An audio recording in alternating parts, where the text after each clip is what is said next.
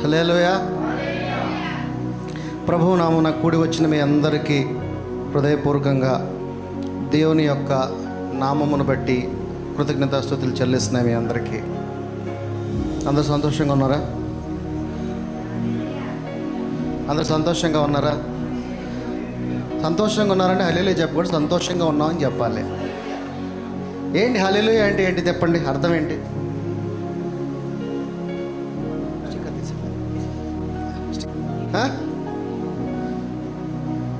మరి మీరు బాగున్నారా, సంతోషంగా ఉన్నారంటే హల్లెలూయా చెప్తారండి. సంతోషంగా ఉన్నామని చెప్పాలి. అది మనం ఏదన్నా చెప్తున్నప్పుడు, ఇప్పుడు నేను అదే మాట చెప్పి మీరు అదే చెప్తే దానికి మీనింగ్లెస్, అర్థం ఉండదు. హల్లెలూయా అనేది చాలా గొప్ప మీనింగ్ కలిగిన ఒక శబ్దం అది. ఈవెన్ ప్రభువు కూడా హల్లెలూయా గురించి కొద్ది సమయమే, కొన్నిసార్లు వరకే దాని గురించి చెప్పాడు. కానీ మనం పడుకున్న హల్లెలూయా, నుంచున్న హల్లెలూయా, వేకప్ చేయాలంటే హల్లెలూయా, దాన్ని అలా ఉచ్చరింపకూడదు, వ్యర్థంగా ఉచ్చరింపకూడదు. హల్లెలూయా హల్లెలూయా అంటే దానికి ఒక ప్రమాణం ఉన్నది. దేవుని స్తుతించటం అంటే ప్రకటన గ్రంథంలో దానిని వాడబడింది. సో హల్లెలూయా అనేది చాలా ప్రామాణికమైన ఉచ్చరింపు. అవసరాన్ని బట్టి మనము దేవునిని హల్లెలూయా అని చెప్పాలి. Okay, right.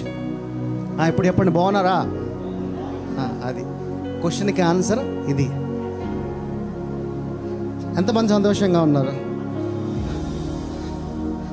దేవుని సన్నిధిలో ఒక్క సెకండ్ గడపడం కూడా చాలా సంతోషకరమని దేవుని యొక్క వాక్యం సెలవిస్తున్నది. మరి అందరూ సంతోషంగా ఉంటే దేవుని యొక్క వాక్యంలోకి త్వరగా, ఎందుకంటే వేడిగా ఉంది కాబట్టి త్వరగా వెళదాం. మనకి ఒక రాజు ఉన్నాడు. ఎవరు ఆ రాజు?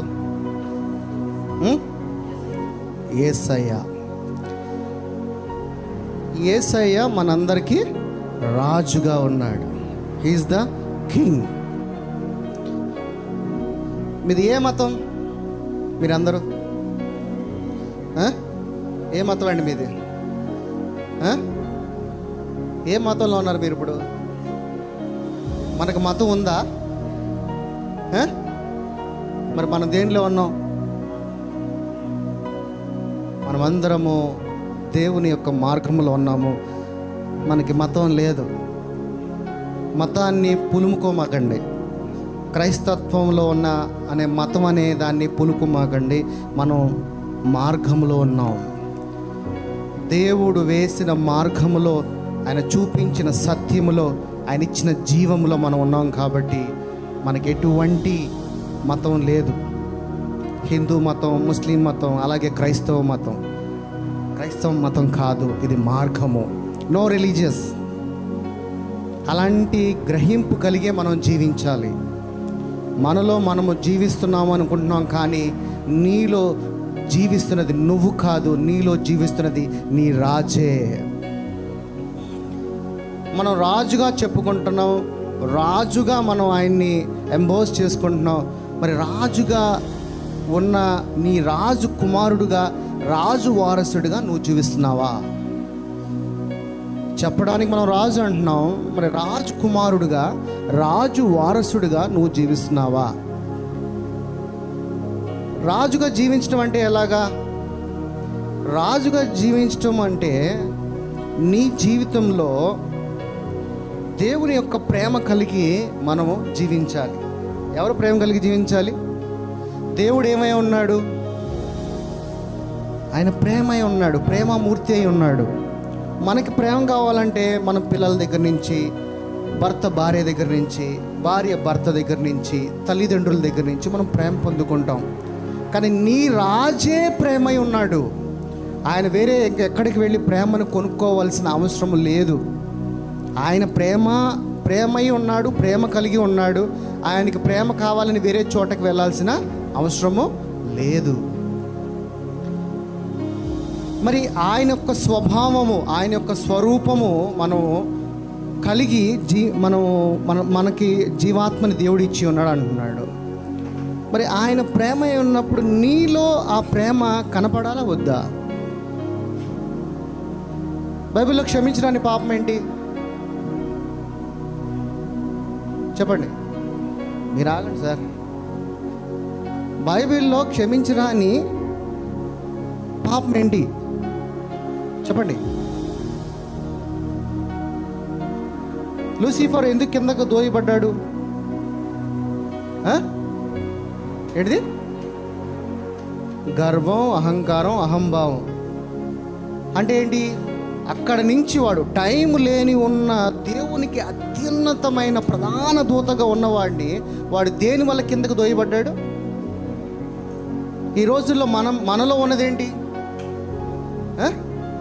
ఈ రోజుల్లో మనుషులుగా మనం జీవిస్తున్నప్పుడు మనలో ఏముంది?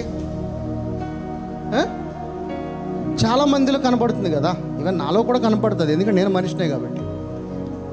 ఇప్పుడు ఆ గర్వము ఎవడి స్వభావము అర్థమవుతుందా మీకు? మరి గర్వంగా ఉండి జీవించాలా, గర్వం లేకుండా జీవించాలా?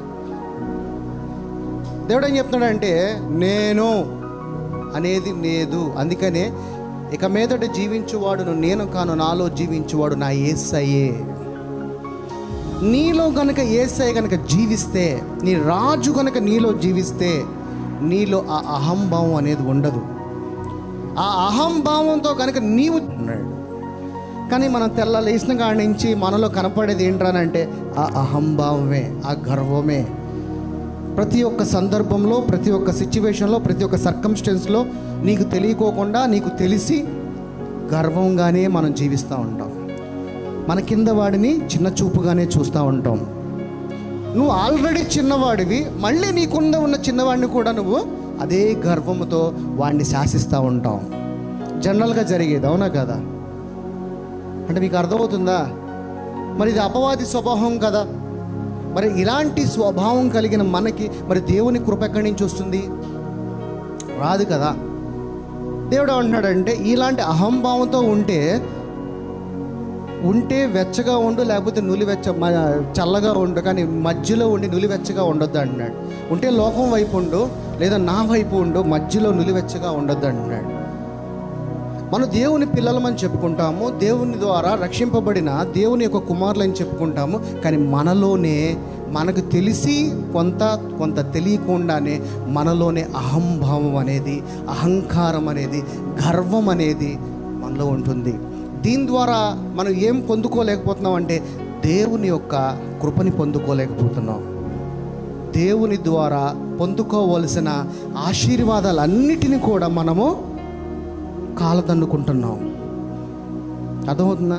చాలా చిన్నదే మ్యాటర్ ఏంటనంటే గర్వము. కానీ ప్రతి ఒక్కడి జీవితంలో కనపడుతూనే ఉంటుంది. నీవు దేవుని కుమారుడిగా నువ్వు చెప్పుకుంటే నీలో ఆ గర్వం అనే స్వభావం అనేది ఉండకూడదు.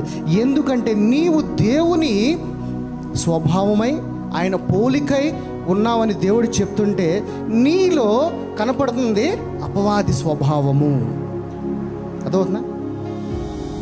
తన స్వరూపమందు తన పోలికగా పుట్టించిన నిన్ను దేవుడు ఎలా చూశాడంటే నువ్వు నా స్వరూపము కదా. కానీ నీ దగ్గర నుంచి కనపడుతుంది దేవుడికి ఏంటంటే అపవాది స్వభావము. అప్పుడు నీ తండ్రి నిన్ను చూసినప్పుడు బాధపడతాడా, సంతోషపడతాడా? బాధపడతాడు. బాధపడినప్పుడు మరి నీకు ఎలాగ దేవుని యొక్క కృప ఉంటుంది? బైబిల్ సారాంశం అంతా కూడా ఒకటే చెప్పేది ఏంటనంటే ప్రేమగా ఉండు, నిన్ను వలె నీ పొరుగు వారిని ప్రేమించు. అది క్రైస్తవుల, ముస్లింల, హిందువుల కాదు, మనమందరం కూడా దేవుని ద్వారా ఆత్మను పొందుకుని ఆయన బిడ్డలమై ఆయనలో ఉన్నాం. కొంతమంది నీ సహోదరులు తెలుసుకోవచ్చు, కొంతమంది తెలుసుకోకపోవచ్చు సత్యాన్ని. సత్యం తెలుసుకున్న వారు ఆయన ఇంట్లో ఈరోజు ఇక్కడ కూర్చున్నారు. సత్యం తెలియని వారు రోడ్ల మీద ఆడుకుంటున్నారు. అందుకే దేవుడు అంటున్నాడంటే వాడిని చూసి ముందు వాడిని ప్రేమించి వాడికి సత్యము చెప్పు అంటున్నాడు. ఇక్కడ విన్నాం వాక్యం వినిన తర్వాత ఇక్కడి నుంచి బయటకు వెళ్ళిపోయిన తర్వాత మళ్ళీ నీ లోకంలో నీ పనుల్లోకి వెళ్ళిపోవటం కాదు నిజమైన క్రైస్తవుడిగా నువ్వు జీవించడం. అంటే నీకు తెలిసిన సత్యాన్ని ఎదుటివాడికి చెప్పాలి. నీకేదైతే సత్యము తెలిసిందో ఆ సత్యాన్ని ఎదుటివాడికి చెప్పాలి. అయ్యా ఎలా చెప్పాలంటే నీ ద్వారా మంచి అలవాటు పరుచుకున్న అలవాట్లను ఎదుటివాడికి కనపరచాలి. మనమందరం ఎలా ప్రార్థన చేసుకుంటాం? ప్రభువా నాకు ఈ కార్యం చేయ్యా. అలా కన్నా ప్రభువా నా జీవితంలో నీ తలంపు ఏదైతే ఉందో దాన్ని జరిగించయ్యా. ప్రభువా నా జీవితంలో నీ మార్గంలో నేను నడిచేలాగా నన్ను నడిపించయ్యా. సమస్తము నీ చిత్తమే నాలో నెరవేర్చబడులాగున నన్ను ఆశీర్వదించయ్యా. ఇది మనం చేసుకోవాల్సిన ప్రార్థన. ఏ ప్రార్థన? పరలోక ప్రార్థన ఏంటండి? వచ్చా పరలోక ప్రార్థన? ఏంటి చేయండి. అందరు నుంచుని ఒక నిమిషం ఒక చిన్న ప్రార్థన చేసుకుని వాక్యంలోకి వెళ్ళిపోదాం. ఒక 2 seconds తిట్టుకోమాకండి. పరలోక ప్రార్థన చేయండి. ఏంటి పరలోక ప్రార్థన?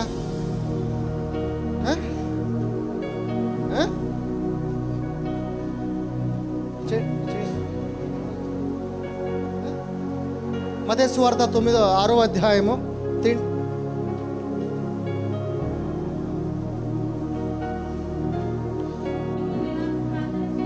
ఎలా ప్రార్థన చేయాలంట మనము? ఒక్క నిమిషం. ఈ పాప చదువుతుంది కదా, ఈ పాప ఏదైతే చదువుతుందో ఆ ప్రార్థనలో మీరందరూ ఏకీభవించండి. మీరందరూ కూడా చదవండి. అలాగే ఎక్కడ దాకా చదువుతారు? ఆమెనన్న వరకు. అది మేబీ 13 దాకా. ఎస్ 13. Okay right. పరలోకమందున్న మా తండ్రి, నీ నామము పరిశుద్ధపరచబడునుగాక, నీ రాజ్యము వచ్చునుగాక, నీ చిత్తమే మా జీవితంలో నెరవేరబడునుగాక, భూమి యందును నెరవేరబడునుగాక.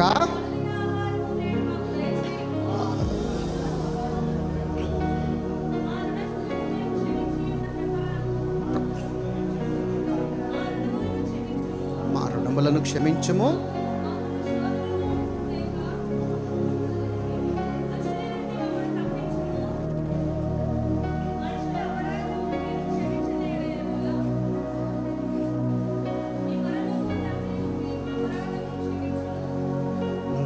ఆమేన్. ఇదే పరలోక ప్రార్థన. ఏ రాజ్యము తెమ్మంటున్నాడు కిందకి? కూర్చోండి. ఏ రాజ్యం తెమ్మంటున్నాడు? పరలోకమున్న రాజ్యము.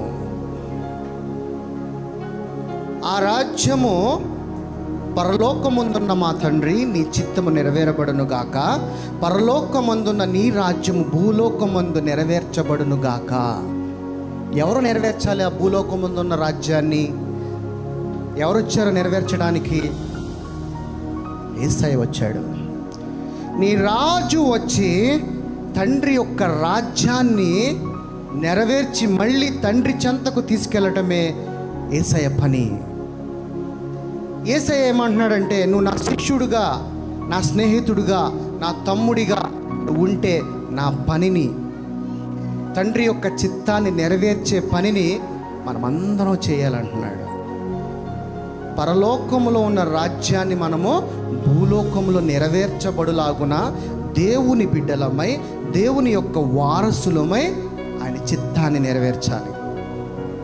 అప్పుడు నీ జీవితంలో నీ ప్రార్థన కూడా ఎలా ఉండాలంటే, ప్రభువా నా జీవితంలో నీ చిత్తమే నెరవేరబడును గాక, నీ ఆలోచనలే నా జీవితంలో నెరవేరబడును గాక. నాకేది కావాలో సమస్తము నీకు తెలుసు, వాటన్నిటిని నీ నామము ద్వారా నేను పొందుకోవాలి. మనం చేసే ప్రార్థనలో కూడా, ఇప్పుడు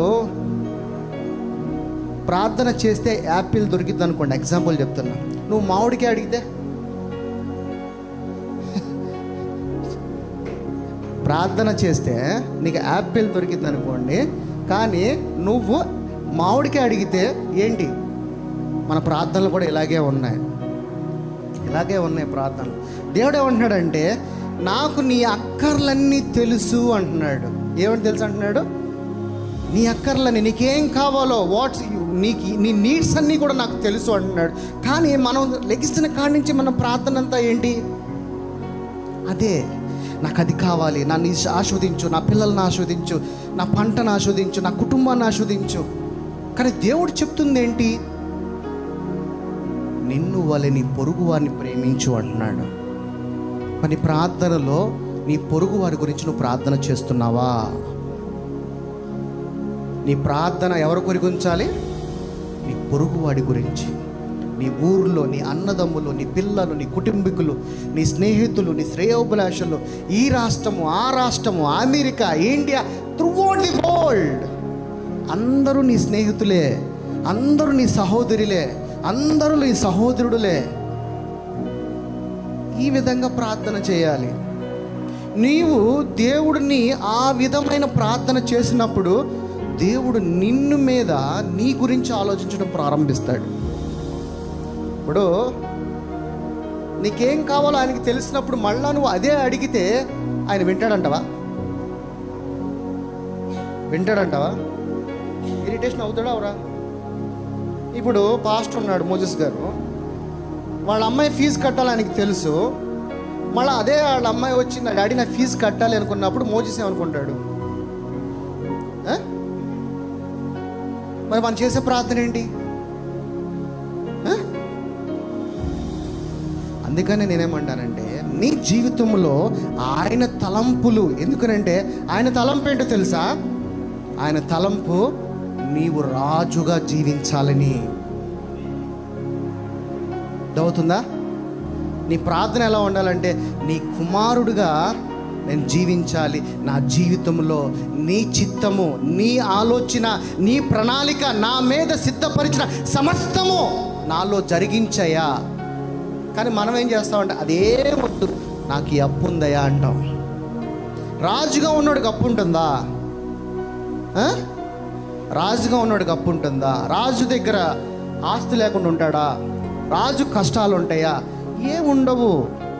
మనం అడగవలసింది ఏమి అడగాలో, ఏ స్థానంలో నిలబడి మనం అడిగి పొందుకోవాలో ఆ విధంగా మనం అడగట్లా. మనం ఎంతసేపు ఏంటంటే ఈ పనికిరాని ఈ శరీరం కొరకే ప్రతిదీ. ఈ శరీరానికి డబ్బు కావాలి, ఈ శరీరానికి ప్రేమ కావాలి, ఈ శరీరానికి దుఃఖము, ఈ శరీరానికి కన్నీళ్ళు, ఈ శరీరానికి కష్టము, సమస్తం ఈ శరీరానికే. దీనినే మనం అధికంగా ప్రేమిస్తున్నాం. కానీ దేవుడు నిన్ను శరీరానుసారంగా చూడడు. నా సహోదరి, నా సహోదరుడా, నిన్ను దేవుడు ఆత్మై ఉన్నాడు కాబట్టి ఆయన ఆత్మగానే నిన్ను చూస్తాడు. ఓకేనా? రైట్. ఇప్పుడు ఈ రాజు గురించి మనం తెలుసుకుందాం ఈ రోజున. ఈ రాజు ఏమంటున్నాడంటే నేను లేకుండా ఏది కూడా కలగలేదంటున్నాడు. ఆది అందు ఏముంది? వాక్యం ఉండెను. వాక్యము ఎక్కడున్నది? దేవుడి వద్ద ఉండెను. వాక్యమే. వాక్యము సత్య సంపూర్ణుడిగా ఎవరి మధ్య నివసిస్తున్నాడు? మన మధ్యలో నివాసిస్తున్నాడు, నివాసము చేస్తున్నాడు. యేసు ప్రభు తండ్రి వచ్చి నీ ఇంట్లో వచ్చి నివాసం చేస్తానారా లేదా? చేస్తానారా లేదా? ఈరోజు చేస్తున్నాడు. ఈ వాక్యము దేవుని వద్ద ఉన్నది.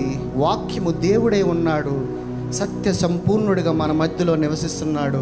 అందుకే ఈ వాక్యాన్ని నీ హృదయంలో భద్రపరుచుకోమని చెప్తున్నాడు. నేను లేకుండా ఏది కూడా కలగలేదు, సమస్తము నా ద్వారానే జరిగిందని అంటున్నాడు. ఎందుకు మన దేవుడు ఒకళ్ళ, ఇద్దరా, ముగ్గురా?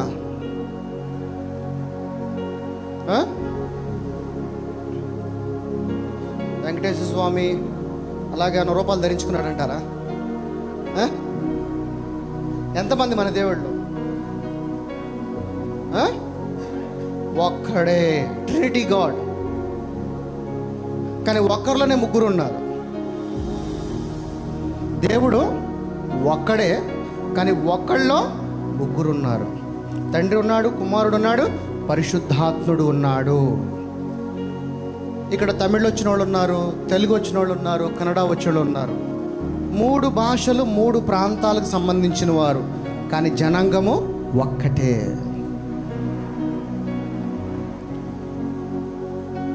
తన తల్లిని తండ్రిని విడిచి తన భర్త భార్యను హత్తుకున్న తర్వాత వాళ్ళిద్దరు కలిగి ఏక శరీరము అన్నాడు. ఏమై ఉన్నారు? కానీ వాళ్ళు ఎవరు? ఎంతమంది ఉన్నారు? ఇద్దరు కదా, కానీ వాళ్ళిద్దరు కలిస్తే ఒక్కళ్ళే. మరి తండ్రి కుమారుడు పరిశుద్ధాత్ముడు ఉన్నా కానీ ఒక్కడే. ప్రభు ఏకాత్మ కలిగి ఉందామన్నాడా? నీవు సపరేట్ నేను సపరేట్ అన్నాడా? వి ఆర్ వన్ అన్నాడు. మనమిద్దరము ఒకటే అన్నాడు.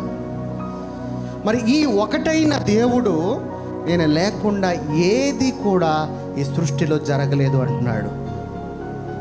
ఈ రాజు ఎంత గొప్పోడో, ఈ రాజు నిన్ను ఎంతగా ప్రేమించాడో, ఈ రాజు నిన్ను ఎంతగా ప్రాణము పెట్టి తన రక్తంతో ముద్రించుకున్నాడు. ఈరోజు లేఖనముల ద్వారా వెళ్తాము. హెబ్రీయులు రాసిన పత్రిక 11వ అధ్యాయము 3వ వచనము చదవమా.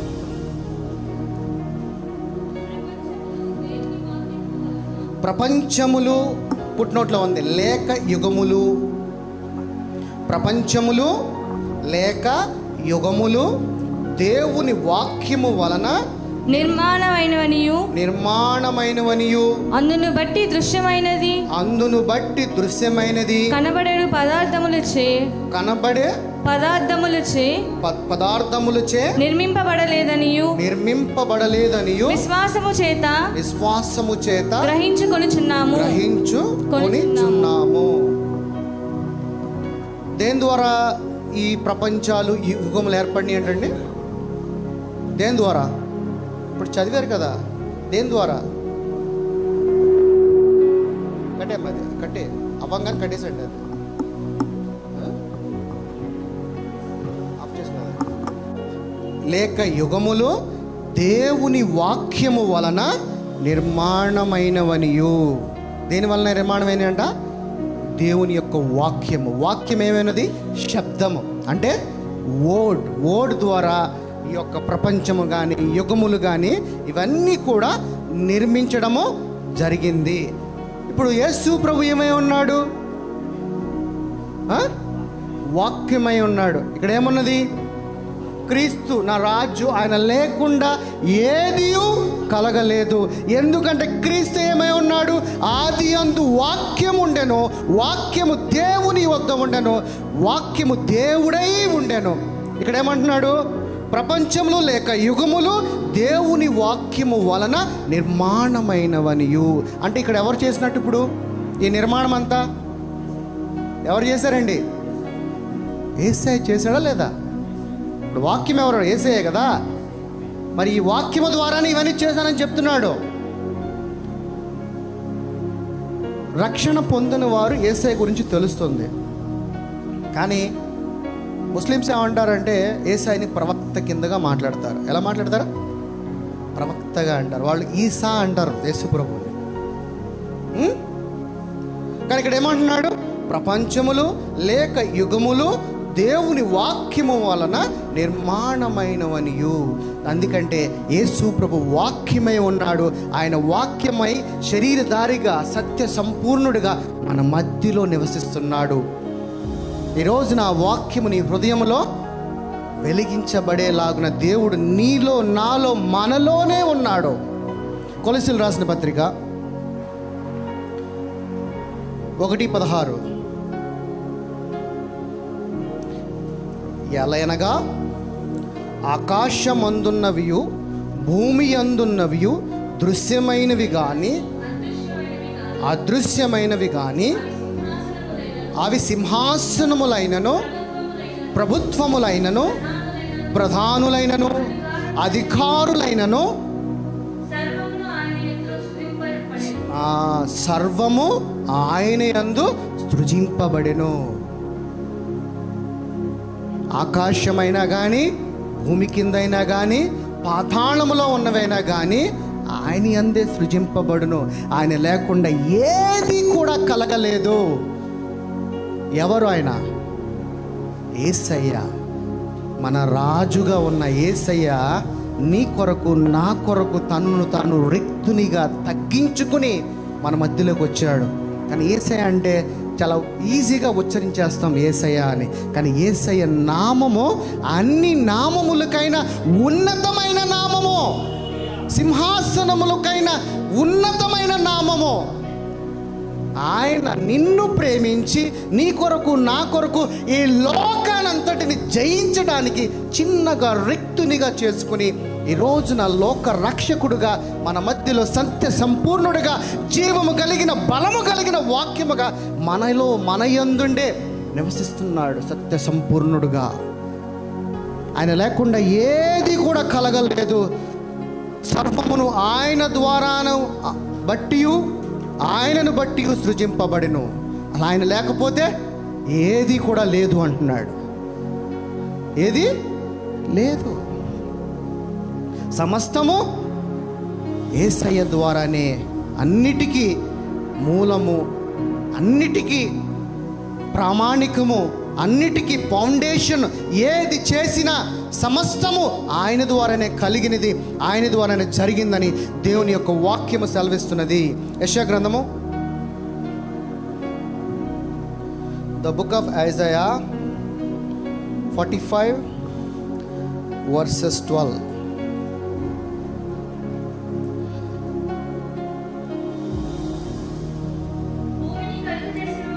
భూమిని కలుగజేసిన వాడునను నేనే, దాని మీదనున్న నరులను నేనే సృజించి తిని, నా చేతులు ఆకాశములను విశాలపరిచెను, వాటి సర్వ సమూహమునకు నేనే ఆజ్ఞ ఇచ్చాను. నేను ఆజ్ఞ ఇవ్వకపోతే ఏది కూడా జరగలేదు. సమస్తము నేను ఇచ్చిన ఆజ్ఞ ద్వారానే కలిగినది. ఆకాశమైన భూమైన కలుగజేసిన వాడును నేనే, ఐఎమ్ ద కింగ్ అని ప్రకటించుకున్న గొప్ప రాజు. నా చేతులు ఆకాశములను విశాలపరిచాడంట. ఆయన చేతులతో చేశాడంట. అదేంటండి, తండ్రి కదా చేసింది, తండ్రి చేశాడా? తండ్రిలో ఎవరున్నారు? కుమారుడు ఉన్నాడు. కుమారుళ్ళు ఎవరున్నారు? నావన్నీయు తండ్రివి, తండ్రివన్నీయు నావే. We are one, trinity. ఆదికాండము 1:26.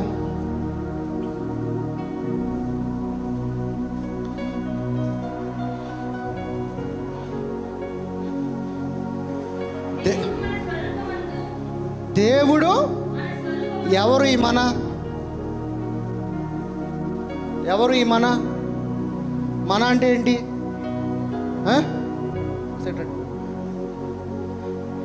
మన ఇద్దరం కలిసి వెళ్దాము. ఎక్కడికి? మన ఇద్దరము కలిసి వెళ్దాము. నేను ఒక్కడనైతే నేను ఒక్కడనే వెళ్తాను. తేడా ఉందా లేదా? మరి ఎవరు ఆ మన? యేసయ్య. దేవుడు మన స్వరూపమందు మన పోలిక చొప్పున నరులను చేయుదము. 27 గ్రంథం ఒకసారి. తన అంటున్నాడేంటి? పైనేమో మన అన్నాడు, కింద వచనంలో తన అంటే పైన ఇద్దరు, కింద ఒకడు. మన తన, మన అంటే ఇద్దరు, తన అంటే ఒక్కడు. నా స్వరూపమందు.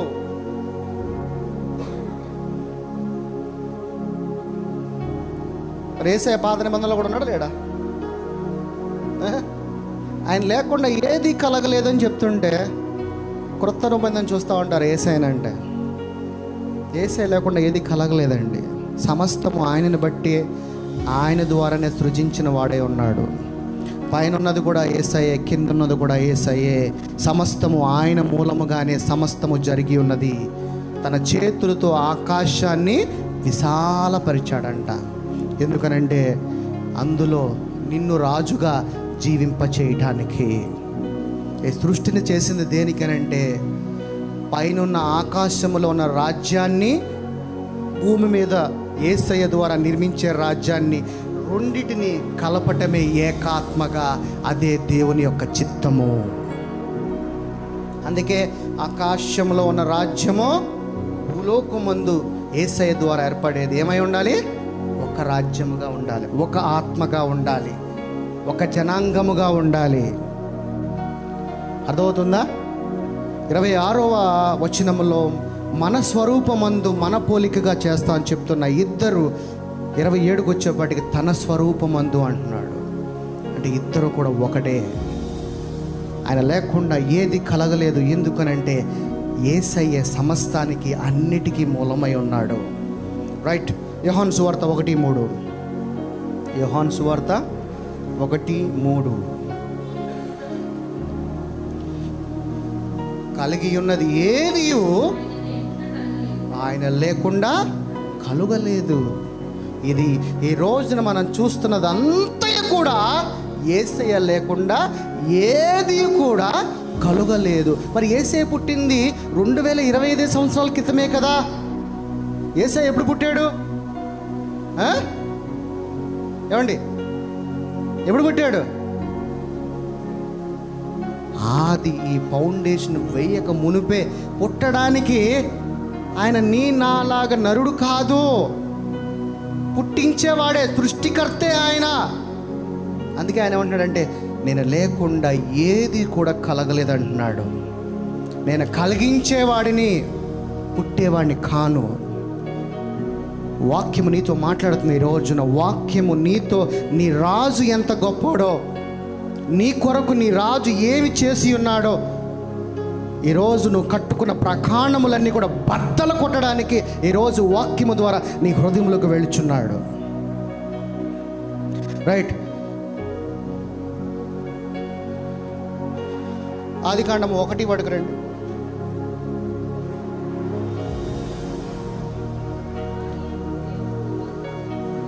ఆదియందు దేవుడు భూమి ఆకాశములను సృజించెను. ఇందాడ వచనాలు మనం ఏం చూసాము? ఆయన లేకుండా ఏది కూడా కలగలేదు. అదే ఆదికాండము 1:1 వచ్చేసినప్పుడు ఏమంటాడంటే ఆదియందు దేవుడు భూమి ఆకాశములను సృజించెను. దేవుడు ఒక్కడే. త్రిత్వం కలిగిన వాళ్ళు ఒకడే కనపడతాడు. చూడడానికి ముగ్గురు ఉంటారు, కానీ ముగ్గురు వ్యక్తులే. ఎలాగ? Body, soul, spirit. ఎలాగా? బాడీ, సోల్, స్పిరిట్ ముగ్గురు. అవునా కదా? యేసయ్య ఎన్ని రోజుల తర్వాత పునరుద్ధానం జరిగింది? 3 రోజుల తర్వాత. యోనా కడుపులో ఎన్ని రోజులు ఉన్నాడు? 3వ దినమున పునరుద్ధానము తిరిగి ఎక్కడి నుంచి అయితే నేను పాత పెట్టాడో అక్కడి నుంచే తిరిగి నేను లేపుతాడు నీ దేవుడు. త్రిత్వం కలిగిన వాళ్ళు ముగ్గురు ఒకటే, కానీ ముగ్గురు వ్యక్తులు. ముగ్గురు పనులు చేస్తూనే ఉంటారు.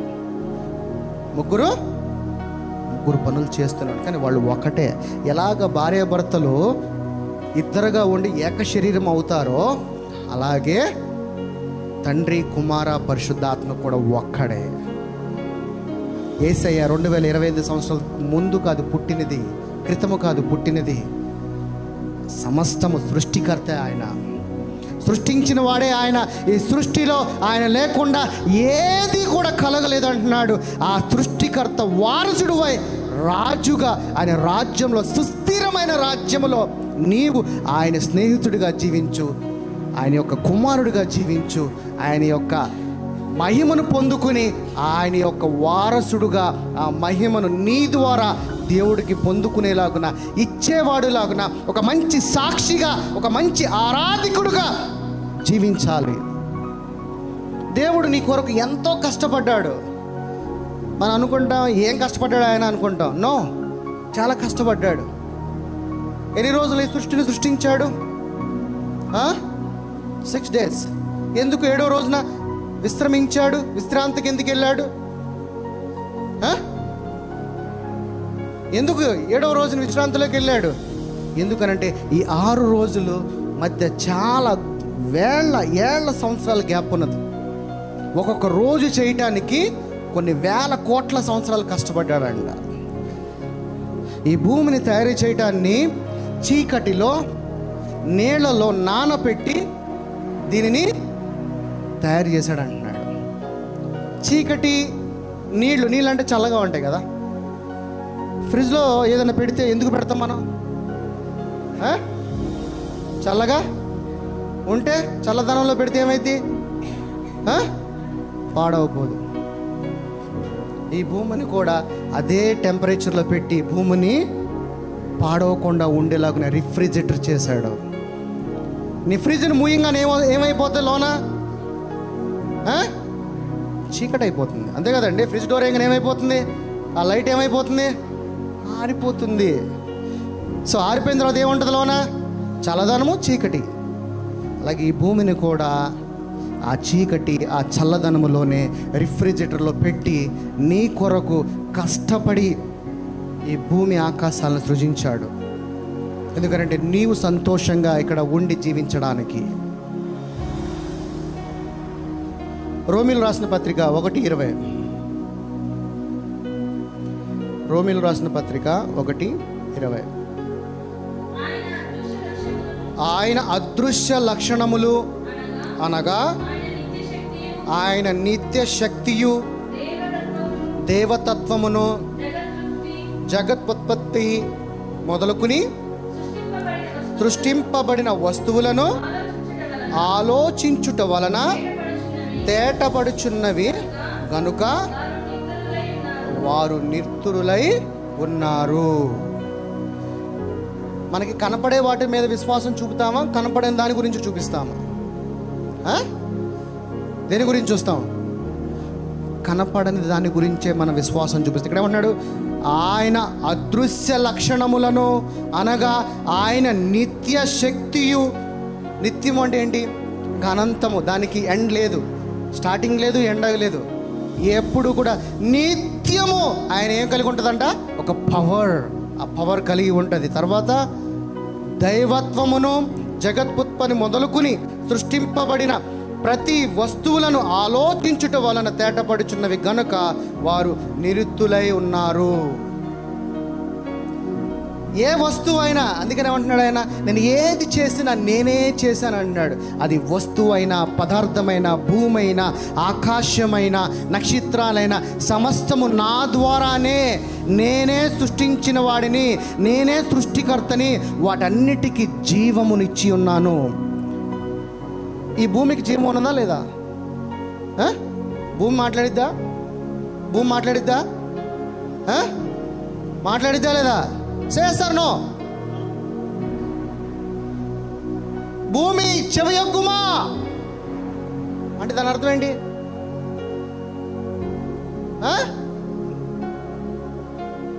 నాకు తల యొగ్గు అంటున్నాడు, విను అంటున్నాడు అంటే దాంట్లో మరి భూమి మాట్లాడితేనేగా. భూమి మాట్లాడిద్ది, ఆకాశం మాట్లాడిద్ది, నక్షత్రాలు మాట్లాడితే సర్వ సృష్టి మాట్లాడిద్దండి. ఈ లోకముల సృష్టి అంతా కూడా ప్రసవ వేదనతో మూలుగుతూ ఉంటుందంట. ఎలాగా?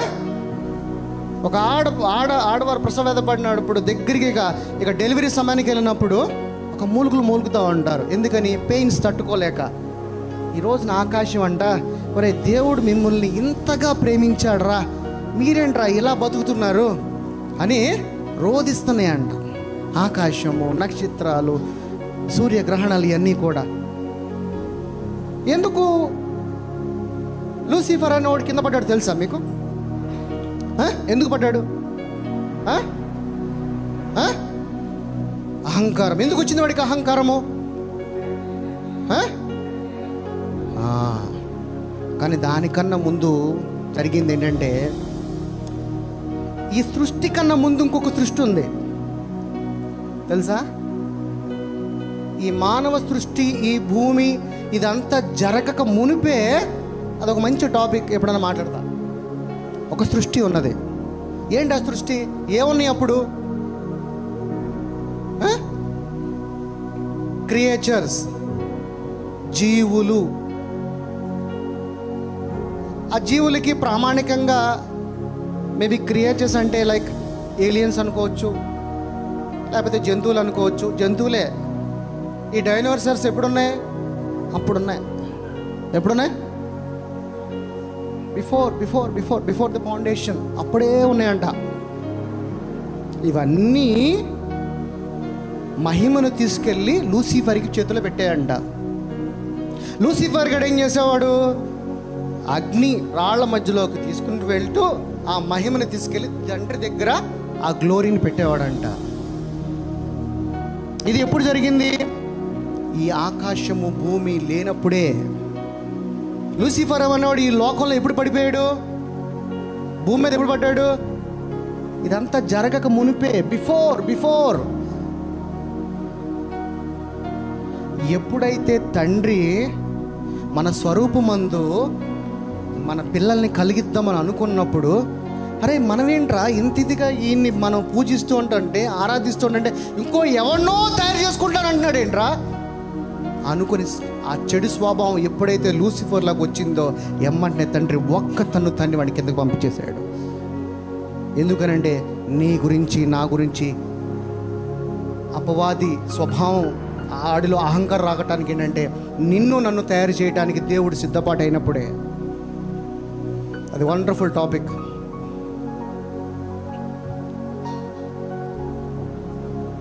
ప్రకటన గ్రంథము 4:11.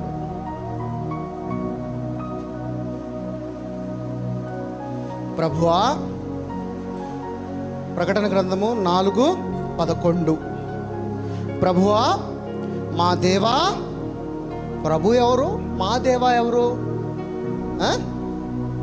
ఆల్రెడీ ప్రభు అంటున్నాడు కదా, మళ్ళీ మా దేవా అంటాడేంటి? ప్రభువా మా దేవా, నీవు సమస్తమును సృష్టించితివి, నీ చిత్తమును బట్టి అవి ఉండెను, దానిని బట్టియే సృష్టింపబడిను గనుక నీవే మహిమ ఘనత ప్రభావములు పొందు నరుహుడు అని చెప్పుచు తమ కిరీటములను ఆ సింహాసనము ఎదుట వేసిరి. ఎవరు చూస్తున్నాడు ఈ దర్శనము? ఎవరు చూస్తున్నారు? యోహాను చూస్తున్నాడు. ఆయనతోనే సమస్తము. తండ్రి మా దేవా యేసయ్యా, నీ ద్వారానయ్యా సమస్తము జరిగినది. ఇక్కడ ఏమంటున్నాడు? సర్వమును బట్టియే, దానిని బట్టియే నీకే మహిమ ఘనత ప్రభావములు పొందు అని నరుహుడు అని, పొందగలడానికి అర్హుడు అని. ఎందుకంటే ఆ మహిమ గురించే అసలు కొట్లాట వచ్చింది. ఎప్పుడైతే ఈ మహిమను నేను ఎందుకు ఇవ్వాలి తండ్రికి అని వాడిలో ఆ స్వభావం వచ్చినప్పుడే తండ్రి వాడిని ఒక్క తను కిందకి పంపించేశాడు. ఎవరికైనా లూసిఫర్ స్టోరీ తెలుసా? ఎవరు లూసిఫర్? ఇప్పుడు మనం అపవాది అపవాది అపవాది అపవాది అపవాది అనుకున్నాం, వాడే లూసిఫర్ అంటే. ఒకసారి లూసిఫర్ టాపిక్ మాట్లాడదాం. లూసిఫర్ కూడా అనాయింటింగ్ పొందిన వాడే. ఎవరు? వాడు కూడా దీవించబడిన వాడే. ఎవరి ద్వారా? దేవుని ద్వారా. 2 పేతురు 3:5. 2 పేతురు 3:5, 6, 7. ఏలయనగా పూర్వము నుండి ఆకాశము నుండిననియు, ఏముందంట? ఆకాశము నుండిననియు, నీళ్లలో నుండి, నీళ్ల వలన సమకూర్చబడిన. దేని ద్వారా సమకూర్చిందంట? నీళ్లు. ఇందాడు ఎక్కడ పెట్టాడని చెప్పాను భూమిని? నీళ్లలో చీకటిలో పెట్టి ఉంచాడు. అదే భూమి ఎక్కడి నుంచి సమకూర్చాడంట దేవుడు? నీళ్ల వలన సమకూర్చబడిన భూమియు దేవుని వాక్యము వలన కలిగిననియు వారు బుద్ధిపూర్వకముగా మారుతురు. చూసారా? భూమిని నీళ్లలో ప్రిజర్వేటివ్ చేసి భూమిని తయారు చేశాడు. తయారు చేసిన దాన్ని మళ్ళా నీళ్ల నుండియే సమకూర్చుకుని దేవుని యొక్క వాక్యము వలన కలిగినని. దేవుని యొక్క వాక్యం అంటే ఏంటి? లైట్ని కమ్మన్నాడు, అంతే కదా? ఏమన్నాడు? వెలుగు కలుగుగాక. ఏమన్నాడు? డెలివరీ చేసింది ఏంటి? వాక్యము. వాక్యమును డెలివరీ చేశాడు, కమాండ్ చేశాడు. అందుకని ఏమంటున్నాడు? దేవుని యొక్క వాక్యము వలన కలిగినని వారు బుద్ధిపూర్వకముగా మరుతురు. ఆ నీళ్ల వలనే, ఆ నీళ్ల వలన అప్పుడున్న లోకము. అప్పుడున్న లోకం ఏంటి? ఇందాడు ఏం చెప్పా? ఈ లోకము సృష్టింపబడ ముందు ఏముంది? ఏ లోకం ఉంది? క్రియేట్ చేసే జీవులతో ఉన్న లోకము. లూసిఫర్ గాడు దేవుని దగ్గరికి మహిమను తీసుకునే లోకము. అప్పుడు ఏమన్నాడు ఇక్కడ? నీటి వరదల మునిగి నశించను. ఇది ఎక్కడ జరిగింది? నోవాహు. నోవాహు కాలంలో ఏం జరిగింది? ఏం నాశనం అయిపోయిందండి? వర్షం వచ్చి నాశనం అయిపోయింది.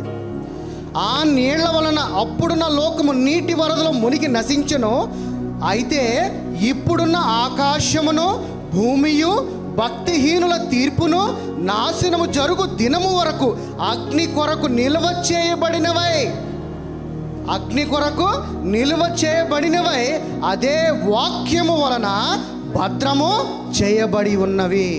ఈ సృష్టి అంతా దేని ద్వారా భద్రం చేయనున్నదంట? వాక్యము ద్వారా. వాక్యము ద్వారా ఇవన్నీ పుట్టి ఉన్నాయి. అదే వాక్యము ద్వారా వీటన్నిటిని కూడా భద్రము చేసి ఉన్నాడంట తండ్రి. అందుకనే దేవుడు ఏది చేసినా కానీ సముద్రాలు దాటి నీళ్లు బయటికి రావు. సూర్యుడు వాడి సమయానికి వాడు వచ్చి కాంతిస్తాడు, వాడు వెళ్ళిపోతాడు. సాయంత్రం అవ్వగానే చంద్రుడు వస్తాడు, రాత్రి అవ్వగానే నక్షత్రం. దేవుడు ఏదైతే తన ప్రకారంగా ప్రణాళిక చొప్పున చేసి ఉంచాడో వాటన్నిటికీ సమయము కలదు. వాటన్నిటి దాని ప్రభావితముగా వాటి పనులు చేసుకుని మళ్ళీ వాటి వెనక్కి వెళ్ళిపోతాయి. దేవుడు చేసింది ఏది కూడా ఇప్పుడు దాకా ఆగిపోలా, కానీ మనుషులు చేసిన ఏదైనా కానీ ఆగిపోతుంది, కానీ దేవుడు చేసింది ఇప్పుడు దాకా ఏది ఆగిపోలేదు. అందుకనే ఆకాశము భూమి గతించినా కానీ నా మాట ఎన్నటికీ గతించదు. ఎందుకంటే ఆ మాట ద్వారానే ఈ సమస్తము కలిగించాడు. ఎందుకు యేసుప్రభు నిమ్మళం అనగానే తుఫాను నిమ్మళమైంది, గాలివాన ఎందుకు నిమ్మళమైంది? ఎందుకనంటే పలుకుతున్నాడు. అధికారం కలిగిన రాజు పలుకుతున్నాడు. నిమ్మళమా అన్నాడు, అది నిమ్మళం అయిపోయింది ఎమ్మటనే. ఈ రోజున అదే అధికారం నీకు కూడా ఉన్నది నా సహోదరి, నా సహోదరుడా. ఆ అధికారం నీలోనే ఉన్నది. ఆ అధికారం తీసుకుని నీవు దేవుని కుమారుడిగా జీవించాలి. ఇప్పుడు నా తండ్రి, నా సృష్టికర్త మొత్తం సృజించినప్పుడు ఇప్పుడు దాని మీద నాకు అధికారం ఉంటుందా ఉండదా?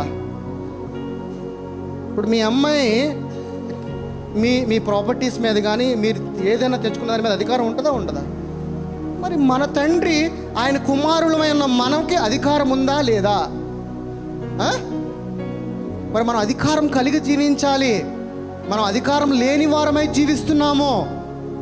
అధికారం కలిగి జీవిస్తే ఎలాగా దేవుడు డెలివర్ చేశాడో తన వాక్యాన్ని, అదే వాక్యాన్ని నువ్వు కూడా డెలివర్ చేస్తే ఆ అధికారము కలిగి మనము కూడా జీవించవచ్చు. లేదండి నేను ప్రతిరోజు ప్రార్థన చేస్తున్నాను. ఏం ప్రార్థన చేస్తున్నావు నువ్వు? అందుకే పరలోక ప్రార్థన చేయి. నాది కాదు, సమస్తము నీదే, నీ చిత్తము నా జీవితంలో నెరవేరబడును గాక. ఇది ప్రార్థన. ఈ విధముగా నా పొరుగువాడు ఎవరైతే నా సహోదరుడు, నా సహోదరి ఉన్నదో నేను ప్రేమిస్తున్నానయ్యా, నీ కృపను బట్టి, నీ ప్రేమను బట్టి నేను దగ్గరికి తీసుకుంటానయ్యా. కొరింథీల్లో ఒక 13-12 అధ్యాయం మొత్తం కూడా ఈ ప్రేమ గురించే ఉంది. నిన్ను నువ్వే ప్రేమించుకుంటూ నీ కుటుంబాన్ని, నీ పిల్లల్ని ప్రేమించుకోవడం వల్ల వ్యర్థము అంటున్నాడు. మనలోకి, నీలోకి రాని నీ సహోదరుడు ఎవడైతే ఉన్నాడో వాణ్ణి ప్రేమించు, వాణ్ణి సంఘంలోకి తీసుకునిరా, వాణ్ణి నా రాజ్యంలోకి తీసుకునిరా, వాడిని వారసుడిగా చేయి. అది నీకు ఇచ్చిన పని. నిన్ను నువ్వే ప్రేమించుకుంటూ, నీ కుటుంబాన్ని ప్రేమించుకుంటూ, నీ పిల్లల్ని ప్రేమించుకునేది నిజమైన ప్రేమ కాదు. నిజమైన ప్రేమ ఏంటంటే ఎదుటి వాడిని ప్రేమించడమే. దేవుడు నిన్ను ఎలా ప్రేమించాడో ఆ ప్రేమని ఎదుటివాడికి కనపరచడమే. ప్రేమ కలిగి ప్రేమానుసారమైన పూర్ణ హృదయముతో, పూర్ణ మనసుతో దేవుడిని ఆరాధించాలి, దేవుణ్ణి ప్రార్థించాలి. కానీ ఈ రోజున మనము శరీరానుసారమైన జీవితము, శరీర క్రియల గురించే, శరీరానుసారమైన వాటి గురించే మనం అడుగుతున్నాం.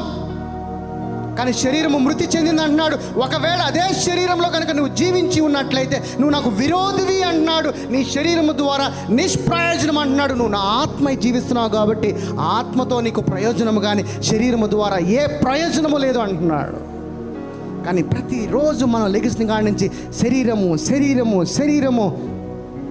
అందుకని ఆత్మలో మనము మన రక్షణను కాపాడుకోవాలి. నీ రక్షణ కాపాడుకుంటే నీవెవరో, నీ ఆత్మ అంటే ఏంటి, ఈ శక్తి అంటే ఏంటి, ఈ బలం అంటే ఏంటి, జ్ఞానం అంటే ఏంటి, వాక్యం అంటే ఏంటి, ఇది సమస్తము నీకు అర్థమవుతున్నది ఎప్పుడు అంటే దేవుని యొక్క వాక్యము నీలో ప్రవహించాలి. నీలో ప్రవహించాలి. జీవం కలిగిన వాక్యము జీవ ఊటలాగా ప్రవహించాలి, జీవ నదిలాగా ప్రవహించాలి. నువ్వు ప్రవహించిన రోజున ఏదో వచ్చాము, వాక్యము వింటున్నాము, వెళ్ళిపోతున్నామంటే నో యూజ్. ఇంటే వాక్యము నీలో, వాక్యము జీవ ఊటలాగా, జీవధారలాగా ప్రవహించాలి. అది రక్షకుడు ద్వారా పొందుకున్న రక్షణ. నిజమైన క్రైస్తత్వము క్రైస్తవుడుగా జీవించేది. ఏదైతే మార్గము నీకు చూపించాడో నీ పొరుగువాడికి ఆ మార్గమును, సత్యమును నువ్వు చూపించాలి. ఇది నా ఒక్కడికే, ఈ రక్షణ, ఈ మార్గము నాకే, ఈ జీవము నాకే అని స్వార్థత కలిగి జీవించకూడదు. ఏమో వాళ్ళు ఏమన్నా వాళ్ళు ఏమన్నా నన్ను ఎట్లా అంటే అవమానింపబడతానేమో, అందుకే ముందే చెప్పేశాడు నా పేరట నువ్వు అవమానింపబడతావు అన్నాడు. ఎందుకంటే వాళ్ళకి సత్యము తెలీదు, నీకు సత్యము తెలుసు. సత్యము తెలిసిన వాడిగా, ఆయన కుమారుడిగా ఈ రోజు నుంచి జీవించడానికి నువ్వు ప్రారంభము చేయి. కీర్తనల గ్రంథము 19, 1, 2, 3. కీర్తనలు 19, 1, 2, 3. ఆకాశములు, ఒక్క నిమిషము, మనకి ఎన్ని ఆకాశాలు ఉన్నాయి?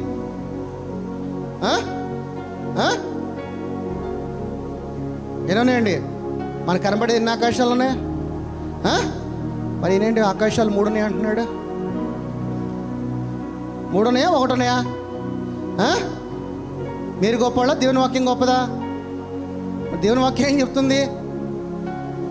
ఆకాశములు. మనకు కనబడుతుంది ఒక ఆకాశమే. ఈ రంగుల ప్రపంచం చూసి నువ్వు ఎంతగా విర్రవీగిపోతున్నావు ఈ టెక్నాలజీని చూసి. కానీ దేవుడు ఏమన్నాడు? నీకు కనపడని ఇంకా 2 ఆకాశాలు ఉన్నాయి. ఏంటి? నీకు ఇంకా కనపడని 2 ఆకాశాలు ఉన్నాయి. దేవుని యొక్క సృష్టి చాలా గొప్పది. నేను మీ కొరకు వెళ్ళి వెలుగు నివాస స్థలములను సిద్ధపరుస్తా అన్నాడు యేసయ్య. ఏం చెప్పాడు?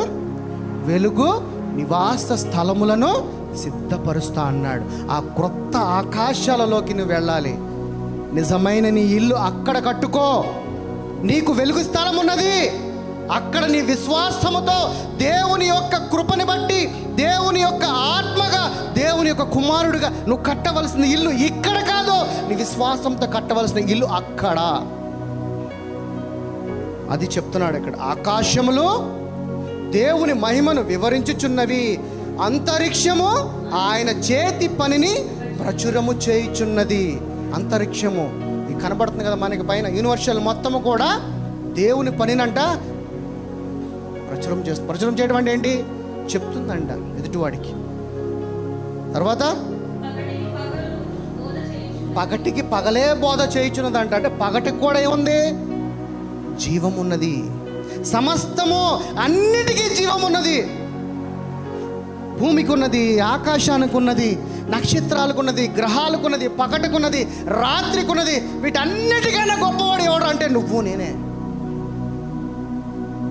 దేవదూతల కన్నా, కెరూబుల కన్నా, వీళ్ళందరికన్నా గొప్పవాడు ఎవడు అంటే నువ్వు నేనే. అంతగా నిన్ను ప్రేమించాడు. పగలు వస్తుంది, వెళ్ళిపోతుంది, సాయంత్రం వస్తున్నాడు, వెళ్ళిపోతున్నాడు. ఒక వింతగా కనిపించట్లా? ఎందుకు తెలుసా ఆ వింత? నీ గురించే. సూర్యుడు వస్తున్నాడు, పోతున్నాడు, ఎందుకు? నీ గురించే. చంద్రుడు వస్తున్నాడు, పోతున్నాడు, నీ గురించే. నా కుమారుడు సంతోషంగా జీవించాలని ఈ భూమిని నీళ్లలో నానపెట్టి నీ కొరకు ఎన్నో వేల కోట్ల సంవత్సరములు కష్టపడి ఈ భూమిని నిర్మించాడు. తర్వాత రాత్రికి రాత్రే జ్ఞానము తెలుపుచున్నదంట. తర్వాత వాటికి భాష లేదు, మాటలు లేవు, వాటికి స్వరము వినబడును. వాటి స్వరం వినబడుతుందిగా. స్వరం వినబడుతుంది అంటే ఏంటి? జీవం ఉందనే కదా. మనం మాట్లాడే మాట కూడా ఈ భూమి ఉంటుంది. వింటుందా, వినదా? తర్వాత వాటి కొలనూలు భూమి ఎంతటను వ్యాపించి ఉన్నది. లోక దిగంతముల వరకు వాటి ప్రకటనలు బయలు వెళ్ళుచున్నవి. వాటిలో ఆయన సూర్యునికి ఏమేసి ఉన్నాడంట? ఒక పెద్ద గుడారం వేసాడంట. అసలు సూర్యుని మనం చూడగలుగుతామా? చూడలేము. చూడటానికి మన కళ్ళు కూడా సరిపోవు. కానీ వాడికి ఏం చేశాడంట? గుడారం వేసాడంట. ఆ సూర్యుడి కన్నా గొప్పోడివి నువ్వు ఎవరో సూర్యుడి కన్నా we are so special in this world. మనం చాలా ప్రత్యేకం, ఎందుకంటే మనం దేవుని పిల్లలము, ఆ రాజు వారసులము. రాజ్యంలో రాజు గొప్పవాడా? రాజ్యంలో ఉన్న బానిసలుగా ఉన్న ప్రజలు గొప్పోళ్ళ? ఆ రాజు వారసుడు నువ్వు. మరి కింద ప్రజలు, పైన ఆ ప్రజలు ఎవరంటే ఈ ఆకాశము, భూమి, నక్షత్రాలు, ఏదైతే ఈ గెలాక్సీలో ఉన్నాయి కదా, ఇలాంటి రోజుకి కొన్ని వేలు పుడతాయంట గెలాక్సీలు. అర్థమవుతుందా? వాటన్నిటికీ ఏం పెడతాడంట తండ్రి? వాటిలన్నిటిని లెక్కించి పేర్లు పెడతాడంట. ఒక భూమి కన్నా నక్షత్రం పెద్దదా, భూమి పెద్దదా? నక్షత్రము పెద్దది, భూమి చిన్నది, చాలా డాట్ డాట్ డాట్ అన్నమాట. దాంట్లో మనం ఎంత, నువ్వెంత. కానీ అంతలో ఉన్న వాడిని, నిన్ను ప్రేమించడానికి ఆయన కూడా రిక్తునిగా చిన్నగా చేసుకుని నీ కోసం వచ్చాడంట. కీర్తనలు 147:3 తీయండి. 147 సారీ 143 అనుకున్నా. ఎస్ 43, 47. 147:4. నక్షత్రముల సంఖ్యను ఆయన నియమించుచున్నాడు, వాటన్నిటికీ ఆయన పేర్లు పెడుతున్నాడంట. ఒక పేరు కూడా కాదు, ఒక పేర్లు కూడా కాదు, ఒక్కొక్క పేరు పెడుతున్నాడంట. అరే ఈ భూమి కన్నా చాలా పెద్దవైన నక్షత్రాలు రోజు కొన్ని వందల వేలు పుడుతున్నాయంట. ఆ వేలు పుట్టేదానికి ఆయన పేర్లు పెడుతున్నాడంట. ఇవన్నీ కూడా ఎవరిలో ఉన్నాయంట? ఒక యేసయ్యలో ఉన్నాయంట. ఎవరిలో ఉన్నాయి? యేసయ్యలో ఉన్నాయి. మన ప్రభువు గొప్పవాడు, ఆయన అధిక శక్తి గలవాడు. 5వ వచనం, మన ప్రభువు గొప్పవాడు, ఆయన అధిక శక్తి గలవాడు, ఆయన జ్ఞానమునకు మితి లేదు.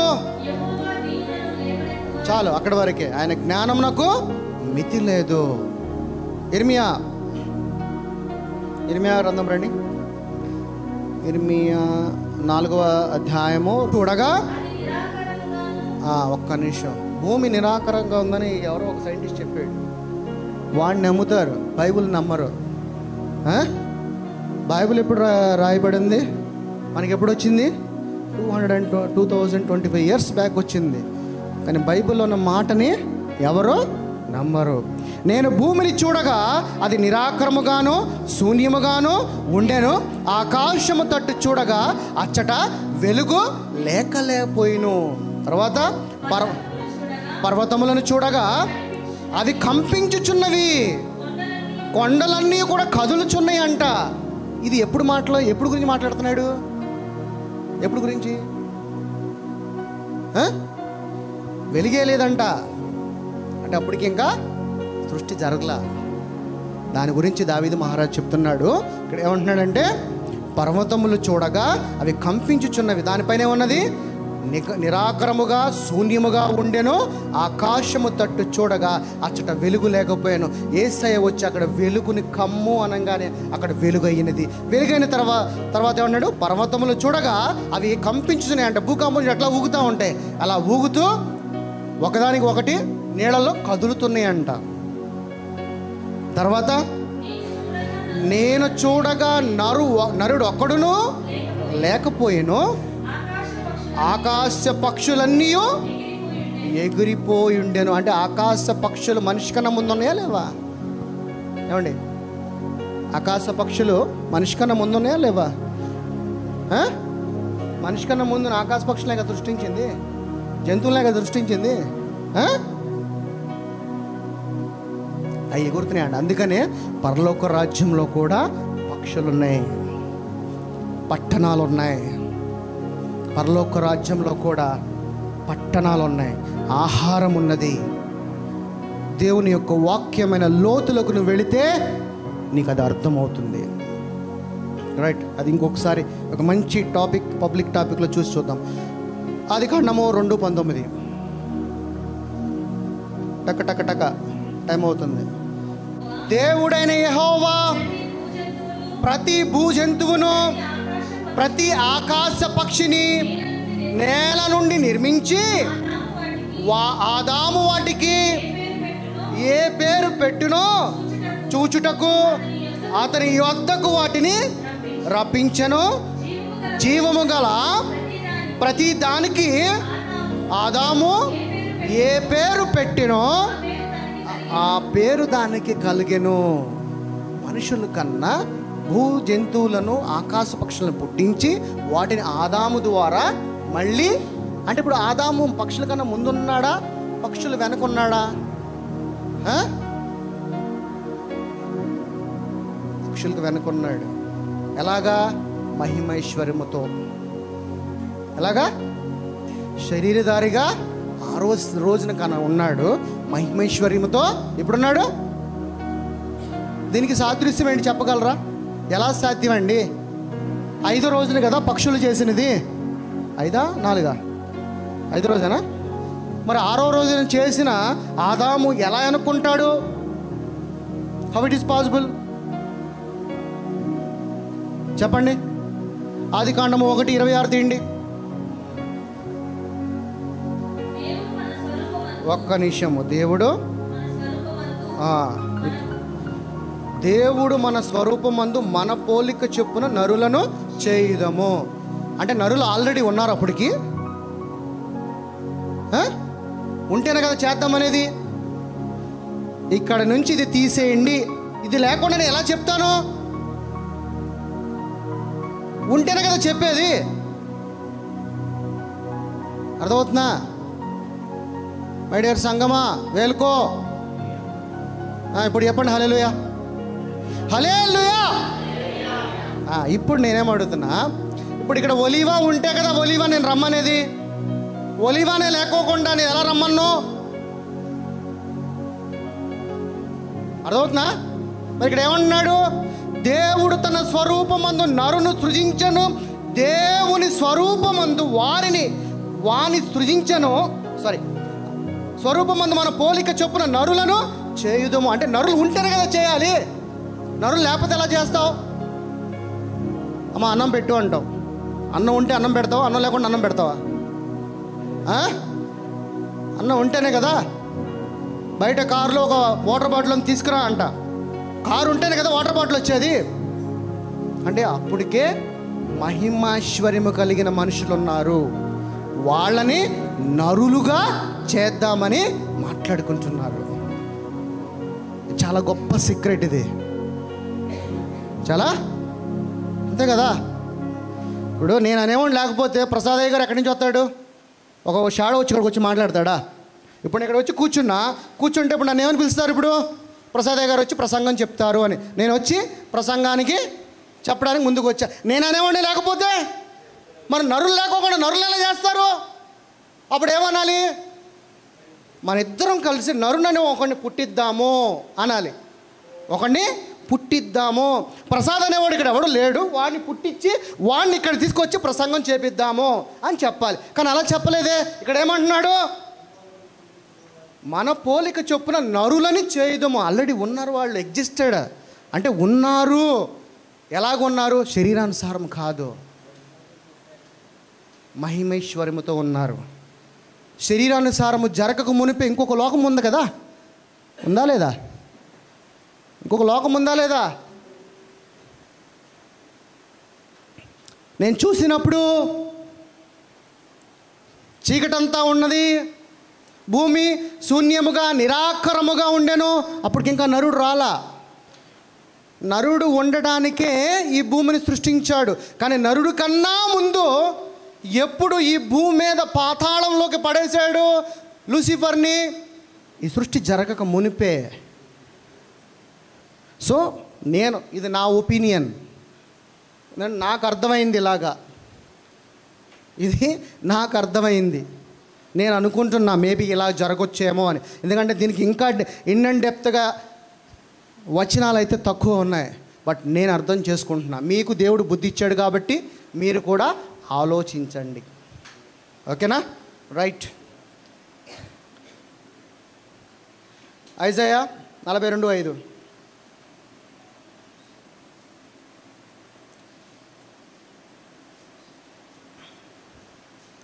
ఆకాశములను సృజించి వాటిని విశాలపరిచి భూమిని అందులో పుట్టిన సమస్తమును పరిచి దాని మీదనున్న జనులకు ప్రాణమును దానిలో నడుచువారికి జీవాత్మను ఇచ్చుచున్న దేవుడైన యెహోవా ఇలాగు సెలవిచ్చుచున్నాడు. ఏమిచ్చున్నాడంట? మనందరికీ ఏమిచ్చాడంట? జీవాత్మనిచ్చున్నాడంట. కానీ మనమేమనుకుంటాం? శరీరం ఇచ్చాడు, మా అబ్బాయి పెళ్లి చేయాలి, ఇల్లు కట్టాలి, మనం దీని గురించి పరిగెడతా ఉంటాం. కానీ దేవుడు అన్నాడు, నీకు ఇచ్చింది జీవాత్మను రా అంటున్నాడు. ప్రాణమును దానిలో నడుచు వారికి. ప్రాణం ఎవరున్నారు? ప్రాణం ఎవరిది? యేసయ్యది. యేసయ్యలో నడుచు వారికి ఏమి ఇచ్చున్నాడంట? మనం ఎవరో నడుస్తున్నాం? యేసయ్యలో నడుస్తున్నాం. యేసయ్యలో నడుచు వారికి ఏమి ఇచ్చాడంట తండ్రి? జీవాత్మ. అదే లైఫ్. ఏంటిది? మార్గము, సత్యము, జీవము. ఆ జీవాత్మను మనకి ఇచ్చి ఉన్నాడంట. అదవుతుందా? ఆ జీవాత్మ ఎవరై ఉన్నారు? యేసయ్య. ఎంత బాగా చెప్తున్నాడు చూడండి. విశాలపరిచి భూమిని అందులో పుట్టిన సమస్తమును పరిచి దాని మీదనున్న జనులను ప్రాణమునకు దానిలో నడుచు వారికి జీవాత్మ ఇచ్చుచున్న దేవుడైన యెహోవా ఇలాగూ సెలవిచ్చుచున్నాడు. ఏమిస్తున్నాడు? కింద ఇచ్చా చూడండి.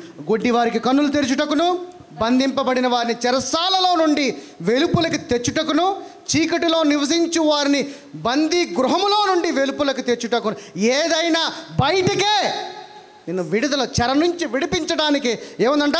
యెహోవానగు నేనే నీతి విషయములో నిన్ను పిలిచి నీ చెయ్యి పట్టుకొని ఉన్నాను. తర్వాత నిన్ను కాపాడి ప్రజల కొరకు నిబంధనగా అన్య జనులకు వెలుగుగా నిన్ను నియమించి ఉన్నాను. నా రాజు ప్రకటిస్తున్నాడు, నిన్ను అన్యుల మధ్యలో వెలుగుగా నియమించాను అన్నాడు. చెర నుంచి విడిపించడానికి వచ్చా నిన్ను. దీనికి సాదృశ్యము లూకాసు వార్త 4:18.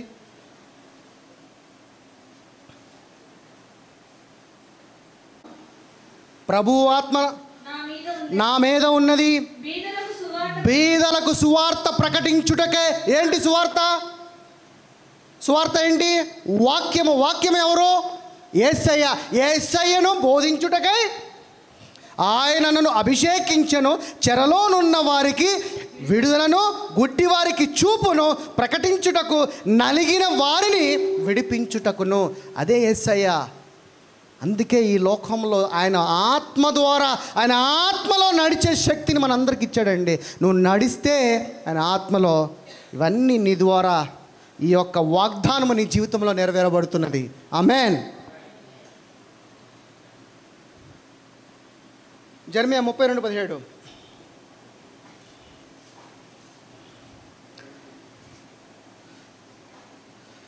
దేవుడను సైన్యములకు అధిపతి యెహోవా నాకు సెలవిచ్చుచున్నాడు.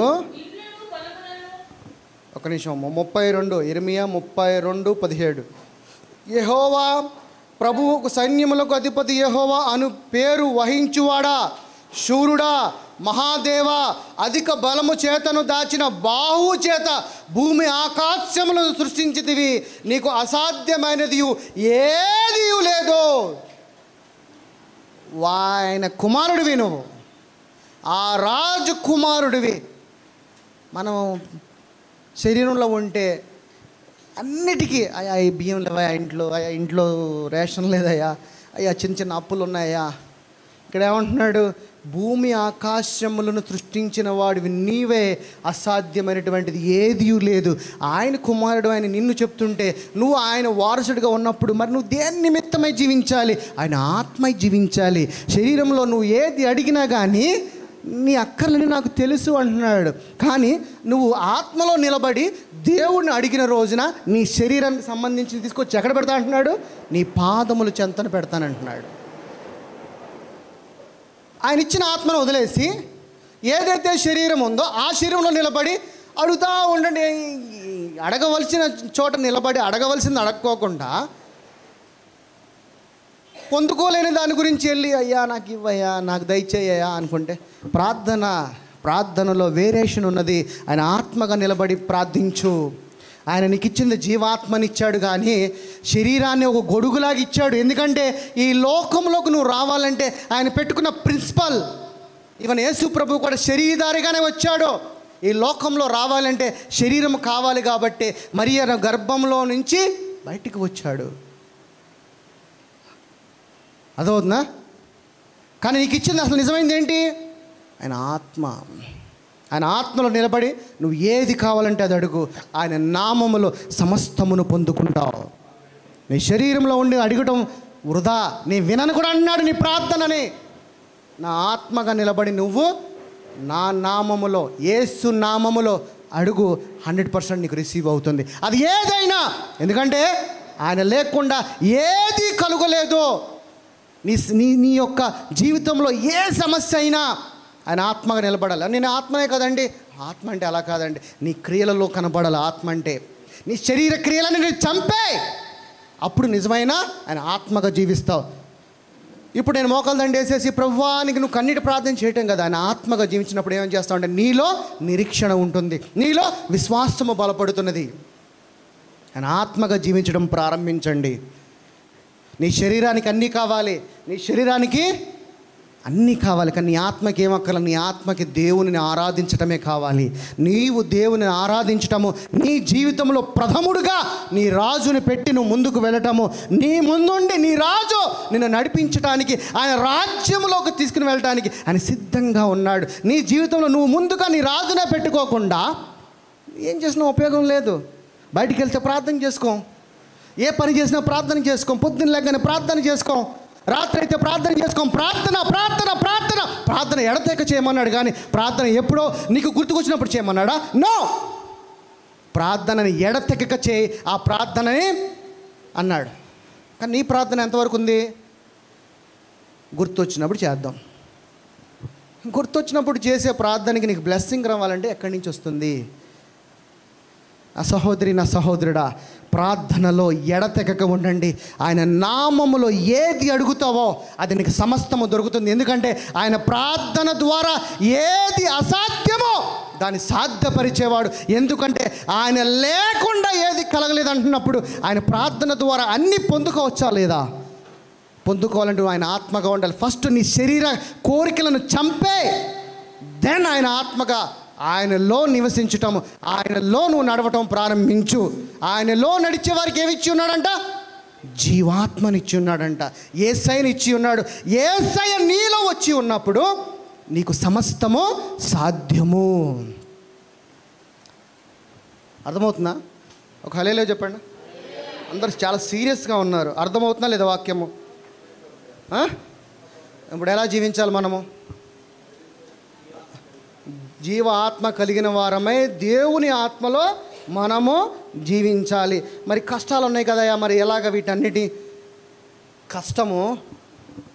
ఇప్పుడు సునామీ వస్తుంది, ఆడో చెప్పాడు సునామీ వస్తుంది, ఇంకో 10 కిలోమీటర్స్లో ఉన్నాయి, ఎదురెళ్తున్నావు దానికి. సునామీ నిన్ను చూసి వెనక్కి వెళ్ళాలి, అలా పెట్టాడు నిన్ను. ఎలా పెట్టాడో? సునామీనే వెనక్కి పంపించేవాడు, నీ కాళ్ళను కూడా ముట్టనివ్వడు. ఒరే బాబు సునామీ వచ్చింది, నువ్వు పరిగెత్తుకుంటూ వెళ్ళిపోతా ఉండంటే అపవాది పరిగెత్తు వచ్చేస్తుంది, వెనకే ఉన్నాడు వాడు. నో, నీ యేసయ్య చెప్పాడు, నేను నీలో ఉంటే సమస్తము సాధ్యము.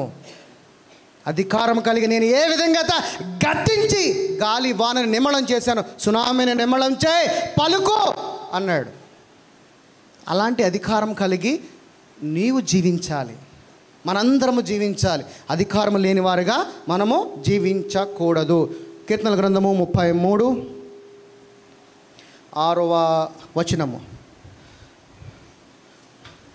నీ నోరు చాలా పవర్ఫుల్. నీ నోట్లోంచి దేవుని మాటలే రానప్పుడు నీ నోట్లోంచి దుర్భోషలు, ఎదుటివాడి గురించి అసూయగా, ఎదుటివాడి గురించి చాడీలు చెప్పేవాడిగా, ఎదుటివాడి కొంపలో ఏం జరుగుతుందో, వాడి కోడలు ఇంకోటితో వెళ్ళిపోయిందంట, వాడి కుటుంబంలో ఆ కోడలు ఎలా చేస్తుందంట, వాడి ఇంట్లో ఎలా ఉన్నాడంట అల్లుడు, దీని గురించే మాట్లాడతావు. కానీ నీ నోట్లో ఏం పెట్టాడంట? ఆకాశంలో కలుగు చేసిన వాక్యము నీలో పెట్టాడంట. గ్రహించు. దుర్భోషణలు వదిలేసే, చాడీలు మాట్లాడటం వదిలేసే, ఎదుటివాడి జీవితం గురించి మాట్లాడటం వదిలేసే, వాడిని ప్రేమించడం ఈరోజు నుంచి ప్రారంభించు. దేవుడు చెప్తుంది అది. నీ నుంచి ప్రేమ కలగాలి, ఎదుటివాడిని ప్రేమించాలి, నీ ప్రేమ ద్వారా నాలోకి తీసుకురావాలి. ఎవడన్నా ఇంట్లో ఏదైనా జరిగిందంటే అదొక బంపర్ న్యూస్ లాగా మనం అందరం మాట్లాడుకుంటూ ఉంటాం. కానీ దేవుడు ఏమంటున్నాడంటే నీ నోట్లో ఏం పెట్టాడంట? జీవం కలిగిన వాక్యమును పెట్టాడు. ఆ వాక్యము ఆకాశములను భూమి ఆకాశములు తయారు చేసి నేను చెప్తున్నాడు. అంటే నువ్వు ఎంత గొప్పడు అర్థమవుతుందా? నీ నోట్లో ఏముందో అర్థమవుతుందా? జీవము ఉందంట నీ నోట్లో. ఏముంది? జీవము. నువ్వు ఏదైతే పలికితే అది జరుగునుగాక యేసు నామములో. ఈ రోజున ఈ సంఘములో ఎవరైతే ఏదైతే డిక్లేర్ చేస్తున్నారో ఆయన నామములో, ప్రతి దాని మీద అధికారము కలిగి అన్నిటి మీద గద్దించి రిబ్యూక్ చేస్తూ యేసు నామములో విడుదలను పొందుకును గాక. నెహెమ్యా 9:6.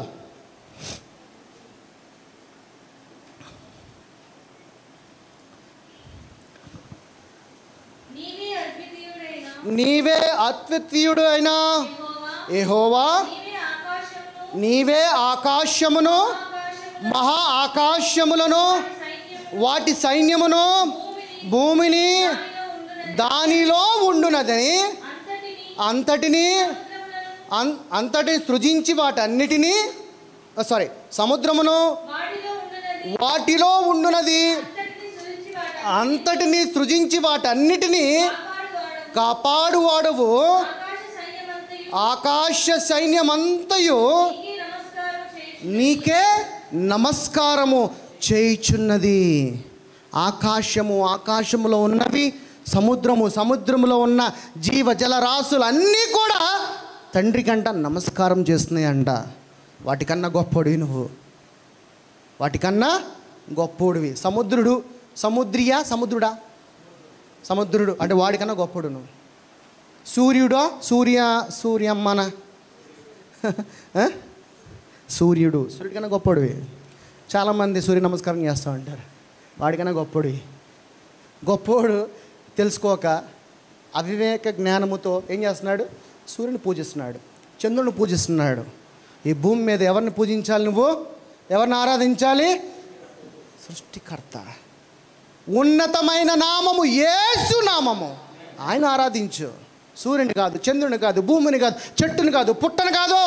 నీ దేవుడు యేసు నీ రక్షకుడుగా, నీ రాజుగా నువ్వు అంగీకరించావంటే, నీ రాజు కనుక నీలో ఉంటే ప్రేమ ఉంటుంది, నీ రాజు నీలో ఉంటే గర్వం ఉండదు, నీ రాజు నీలో ఉంటే అసూయ ఉండదు, నీ రాజు నీలో ఉంటే కలహం ఉండదు, నీ రాజు నీలో ఉంటే క్రోధం ఉండదు, నీ రాజు నీలో ఉంటే జారత్వం ఉండదు, నీ రాజు నీలో ఉంటే నీ చెడు స్వభావం ఉండదు, నీ రాజు నీలో ఉంటే నీ చేతులు పరిశుద్ధమైనవి, నీ రాజు నీలో ఉంటే నీ కాళ్ళు పరిశుద్ధమైనవి, నీ రాజు నీలో ఉంటే నీ ఆలోచనలు పరిశుద్ధమైనవి.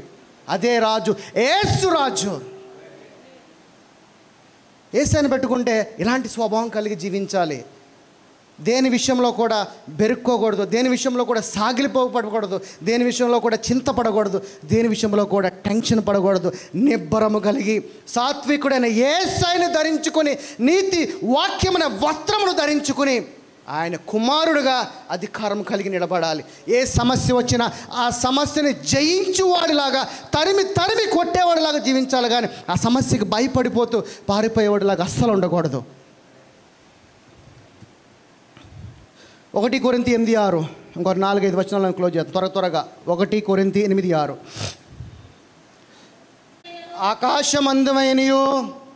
ఆకాశమందైనను భూమి మీదనైనను దేవతలనబడినన్నియు మనకి ఒక్కడే యేసు స్వామి, ఒక్కడే నిజమైన దేవుడు. నేను చెప్పట్ల, వాక్యం చెప్తున్నది. తర్వాత దేవుడు ఒక్కడే, ఆయన తండ్రి, ఆయన నుండి సమస్తము కలిగెను. మరియు మనకు ఆయన నిమిత్తము మనమున్నాము, మరియు మనకు ప్రభువు ఒక్కడే, ఆయన యేసుక్రీస్తు. ఆయన ద్వారా సమస్తమును కలిగెను, ఆయన ద్వారా కలిగిన వారమై ఉన్నాము. ఈ లోకంలో ఏ సూర్యుడు, ఏ భూమి, చెట్ట పుట్ట కుట్ట ఏది లేదో ఒక్కడే దేవుడు, అది యేసయ్య. అదే అంటున్నాడు ఆయన లేకుండా ఏది కలగలేదు. నీ రాజును నేనే, నా రాజ్యంలో సుస్థిరముగా సంతోషముగా ఆనందముగా జీవించు నీ దేవుడు నేను యేసుని చెబుతున్నానని చెప్తున్నాడు. ఎవడన్నా చెప్పమాను ఇలాగ నేనే దేవుడిని అని, కల్పిత పాత్రల్లో రాసుకునే పాత్రల్లో దేవుడిని అని భ్రష్టులుగా అన్యులు పూజిస్తున్నారు. కానీ దేవుడు చెప్తున్నాడు, నేను సజీవుడను, జీవమై ఉన్నాను, నేనే జీవము, నేనే సత్యము, నేనే మార్గము అంటున్నాడు. కల్పిత పాత్ర కాదు. తర్వాత ఒక్క నిమిషం, ఐజయా 45:18 రండి. ఐజయా 45:18.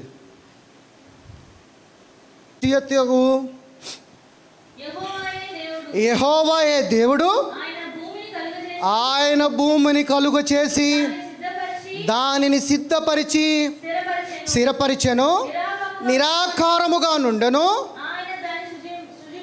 ఆయన దానిని సృజింపలేదు, నివాస స్థలమగునట్లు దానిని సృజించెను. ఎట్లా సృజించాడంట? నిరాకారంగా బీడు భూమిగా ఉండడానికి ఆయన సృజించలేదంట. ఈ భూమిని ఎలా ఉండాలని సృజించాడంట? తర్వాత చూద్దాం. అది ఆయన దాన్ని సృజింపలేదు, నివాస స్థలమగునట్లుగా దాన్ని సృజించాడు. ఇక్కడ నువ్వు సంతోషంగా పరిపూర్ణతగా ఉండడానికి ఈ భూమిని సృజించెను. దాని తర్వాత ఆయన సెలవిచ్చినదనగా యెహోవాను నేను, మరి ఏ దేవుడును ఈ లోకంలో లేడు, లేడు, లేనే లేడు. ఇందాక వచ్చిన ఏం చూసాం? యేసయ్య ఉన్నాడు అక్కడ. ఏమన్నాడు యేసయ్య? నేను తప్ప మరొక దేవుడు లేడు. ఇక్కడ ఏమంటున్నాడు తండ్రి? నేను తప్ప ఇంకొక దేవుడు లేడు, ఒక్కటే, ఒకరే, ట్రినిటీ.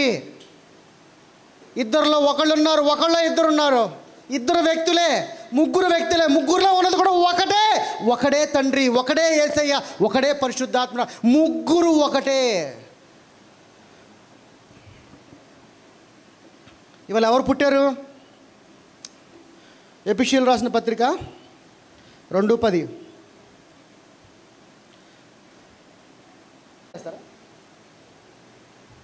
ఓకే, అలాగే తెలియదు, వదిలేసండి. ఎఫెసీయులకు రాసిన పత్రిక 2:10. వాటి యందు మనము నడుచుకొనవలెనని దేవుడు ముందుగా నీ కొరకు, నా కొరకు, మన కొరకు సిద్ధపరిచిన సత్క్రియలను చేయుటకై మనము క్రీస్తు యేసునందు సృష్టింపబడిన వారమై ఆయన చేసిన పని అయి ఉన్నాము. ఏ పని చేయడానికంటే మనల్ని సృష్టించాడు?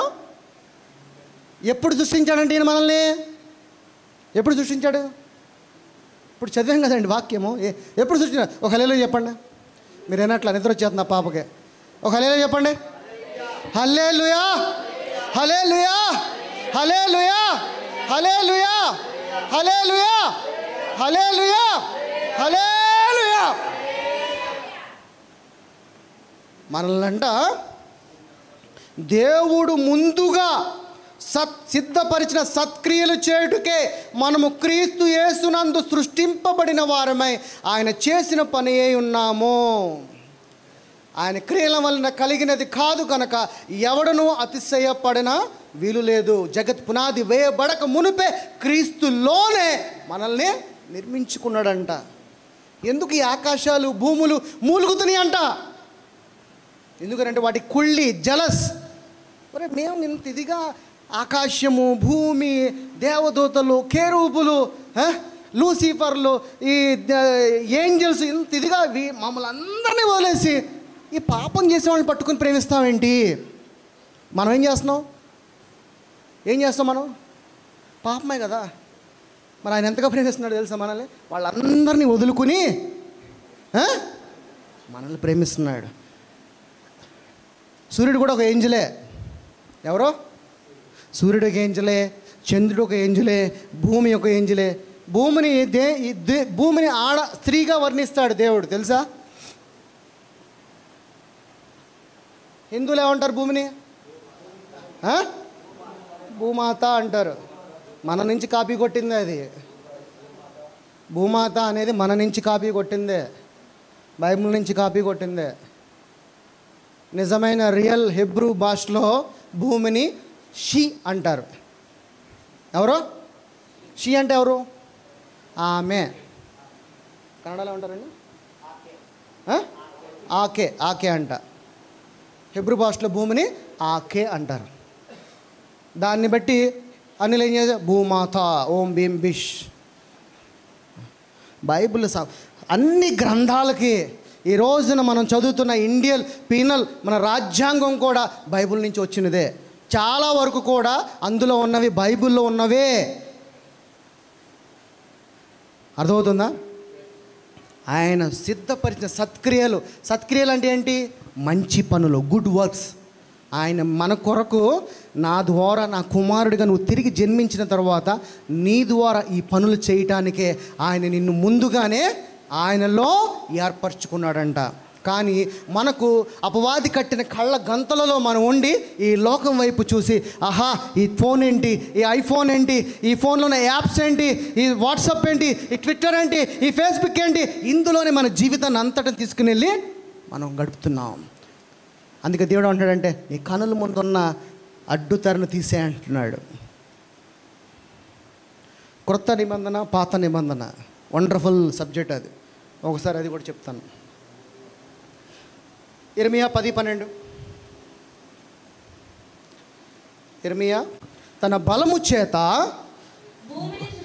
భూమిని సృష్టించెను, తన జ్ఞానము చేత ప్రపంచమును స్థాపించెను, తన ప్రజ్ఞ చేత ఆకాశమును విశాలపరిచడంట.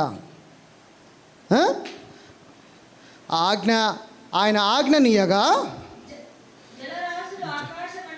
జలరాశులు ఆకాశ మండలములో. ఇక్కడ ఒక మర్మం ఉన్నది. మన ఈ మధ్య మన ఇండియా వాళ్ళు ఒకటి పంపించారు కదా. ఏం పంపించారమ్మా ఇండియా వాళ్ళు? లాస్ట్ టైం పంపించింది ఏంటి? చంద్రయాన్ ఏం డిక్లేర్ చేశాడు? పైకి వెళ్ళి ఏమున్నాయంట భూమి మీద, ఆకాశంలో ఏమున్నాయని చెప్పాడు? భూమి మీద ఆల్రెడీ వాటర్ ఉన్నాయి కదా. మూన్ మీద, ఆకాశంలో వాటర్ ఉన్నాయి. ఇక్కడ ఏం చెప్తున్నాడు చదవండి ఇప్పుడు. ఆయన ఆజ్ఞనీయగా జలరాశులు ఆకాశ మండలములో పుట్టును. ఆకాశ మండలంలో ఏముంది? ఎవడున్నాడు? మూనుగాడు ఉన్నాడా లేడా?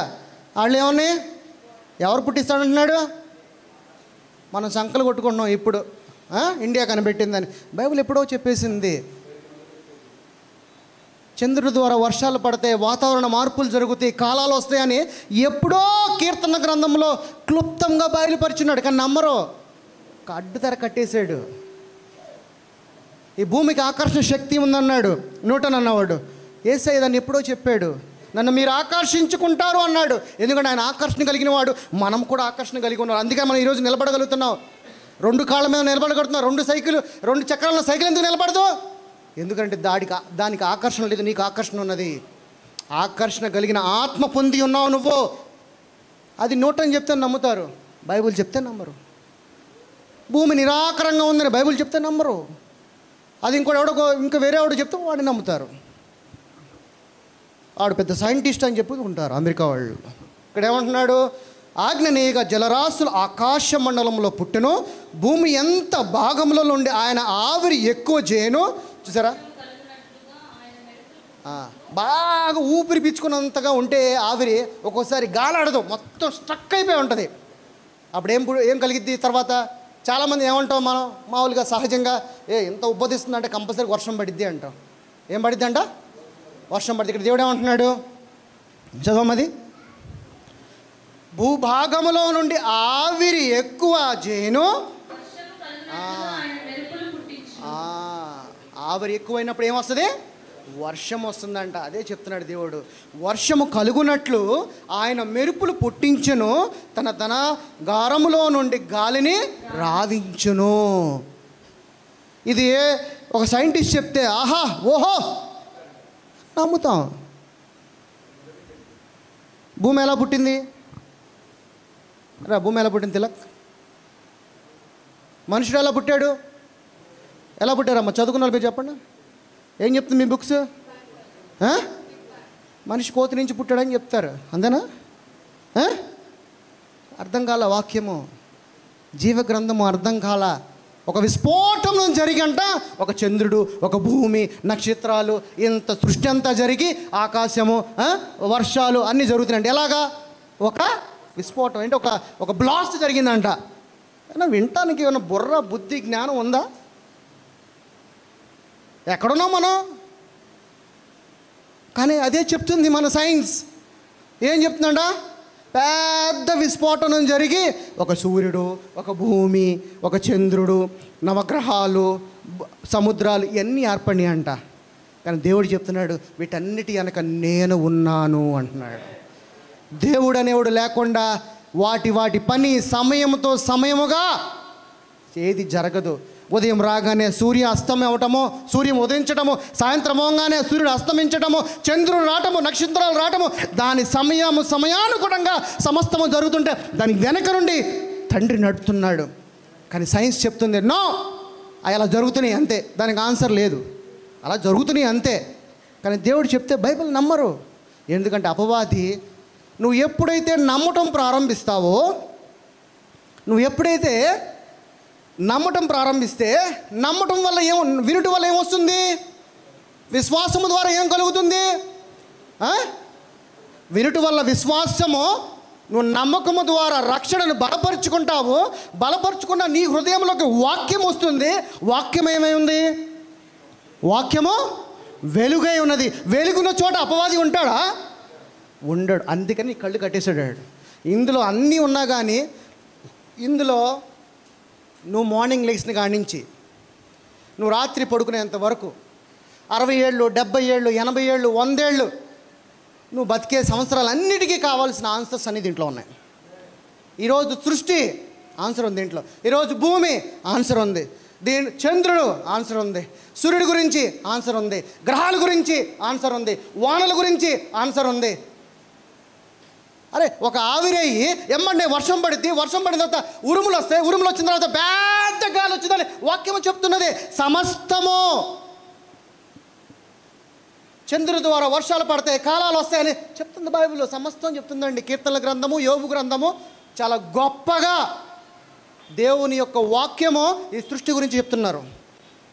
యోబు గారి ద్వారా దేవుడు పలికిన మాటలు జీవం కలిగిన మాటలు ఏంటంటే విశ్వం గురించి పలికాడు. యోబు గ్రంథంలో ఇప్పుడు మనం డైనోసార్స్ గురించి మాట్లాడుకుంటున్నామే. ఏంటి డైనోసార్స్ ఎప్పుడున్నాయి? ఇప్పుడు కనబడుతున్నాయి అంటున్నారు కదా, వాటి స్కెల్టన్స్ కనబడుతున్నాయని వాటి గురించి గొప్పగా దేవుడు బయలుపరిచాడు. దేవుని చిత్తమైతే దాని గురించి ఒకరోజు మాట్లాడదాం. ఇప్పుడు దాని అవశేషకాలు తీసుకుని ఇప్పుడు ఏమంటున్నారు? ఇదిగో పలానా రోజులో ఉన్నాయి. ఎప్పుడున్నా వాళ్ళకి తెలీదు, కానీ నా దేవుడికి తెలుసా ఎప్పుడున్నాయో, నా రాజుకు తెలుసు. ఎందుకంటే వాటిని కూడా పుట్టించింది ఆయనే. ఎవడైతే ఈ గ్రంథాన్ని సొంత రక్షకుడుగా, రాజుగా అంగీకరిస్తాడో వాడు అదృష్టవంతుడు. అందుకే దేవుడు అన్నాడంటే నా నామములో ప్రతి మోకాలు, ప్రతి నాలుక వంగును అన్నాడు. అది జరుగును గాక యేసు నామములో. వాక్యాన్ని అర్థం చేసుకోకుండా అల్ప విశ్వాసులుగా, వేషధారులు మళ్ళీ మనం జీవించకూడదండి. క్రైస్తవులుగా కాదు, వేషధారులుగా జీవించవద్దు. నిజమైన క్రైస్తవుడుగా క్రీస్తులో జీవించడం ప్రారంభించు.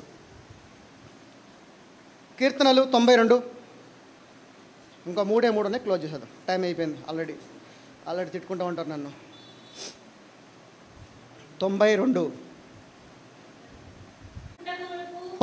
పర్వతములు పుట్టక మునుపు భూమిని లోకమును నీవు పుట్టింపక మునుపు యుగ యుగములు దేవుడువు నీవే. ఎప్పుడు పుట్టించలేదంట, అంత గొప్ప మాట్లాడుతుంది చూడండి. పర్వతములు పుట్టక మునుపు, భూమిని ఈ లోకమును కూడా పుట్టింపక మునుపే నీవే దేవుడివి. నేనే దేవుడు, నేను డిక్లేర్ చేసుకున్న గొప్ప రాజు యేసయ్యా. అద్భుతకారుడు, ఆశ్చర్యకరుడు, ఆలోచనకర్త, సమాధానకర్త. ఆయన ద్వారా సమస్తము కలిగినది, ఆయన లేకుండా ఏది కూడా కలగలేదు. హెబ్రీలు 3:4.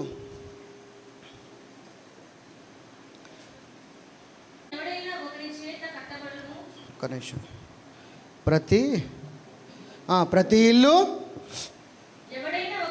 ఎవడైనను ఒకని చేత కట్టబడును, సమస్తమును కట్టినవాడు దేవుడే.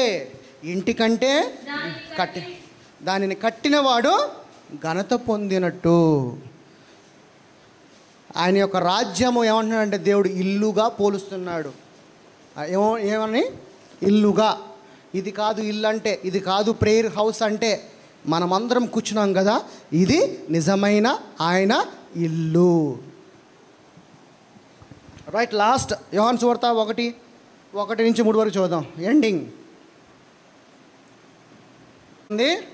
ఆది యందు వాక్యముండెను, వాక్యము దేవుని వద్ద ఉండెను, వాక్యము దేవుడై ఉండెను. ఆయన ఆది యందు దేవుని వద్ద ఉండెను, సమస్తమును ఆయన మూలముగా కలిగెను. కలిగి ఉన్నది ఏది ఆయన లేకుండా కలుగలేదు.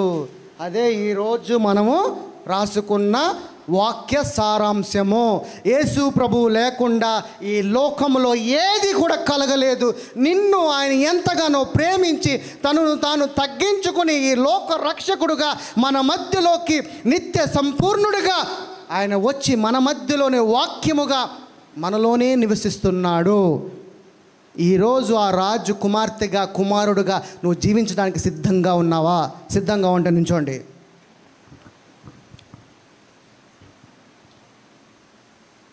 ఏది కూడా ఈ లోకంలో కలగలేదు ప్రభువా. సమస్తము ఆది సంభూతుడివి, వీరుడివి, శూరుడివి, జయశాలివి, పరాక్రమము కలిగిన జయశాలివైన మా రక్షకుడు అయిన యేసయ్య సమస్తము నీ మూలముగా కలిగి ఉన్నదని ఆయన ఆకాశమును విశాలముగా మా కొరకు పరిచిన వాడివైన మా తండ్రి, నీకు వందనాలు ప్రభువా, స్తుతులు నాయన తండ్రి. ఈ రోజున ప్రార్థన చేయటం నేర్పించావు ప్రభువా. ప్రార్థన ద్వారా ఎలాగ పొందుకోవాలి, ఏ ప్రార్థన ద్వారా అడిగితే మేము పొందుకుంటామో, ఏ ఆత్మలో మేము జీవిస్తున్నామో నీవు వాక్యము ద్వారా మీరు మాట్లాడారు ప్రభువా. ఈ శరీరమును, ఈ శరీర క్రియలను నశింపచేయి ప్రభువా మా నుంచి నాయన తండ్రి. నీ ఆత్మగా శక్తి కలిగిన వారిమై జ్ఞానము సహాయం దయచేయని ప్రభువా.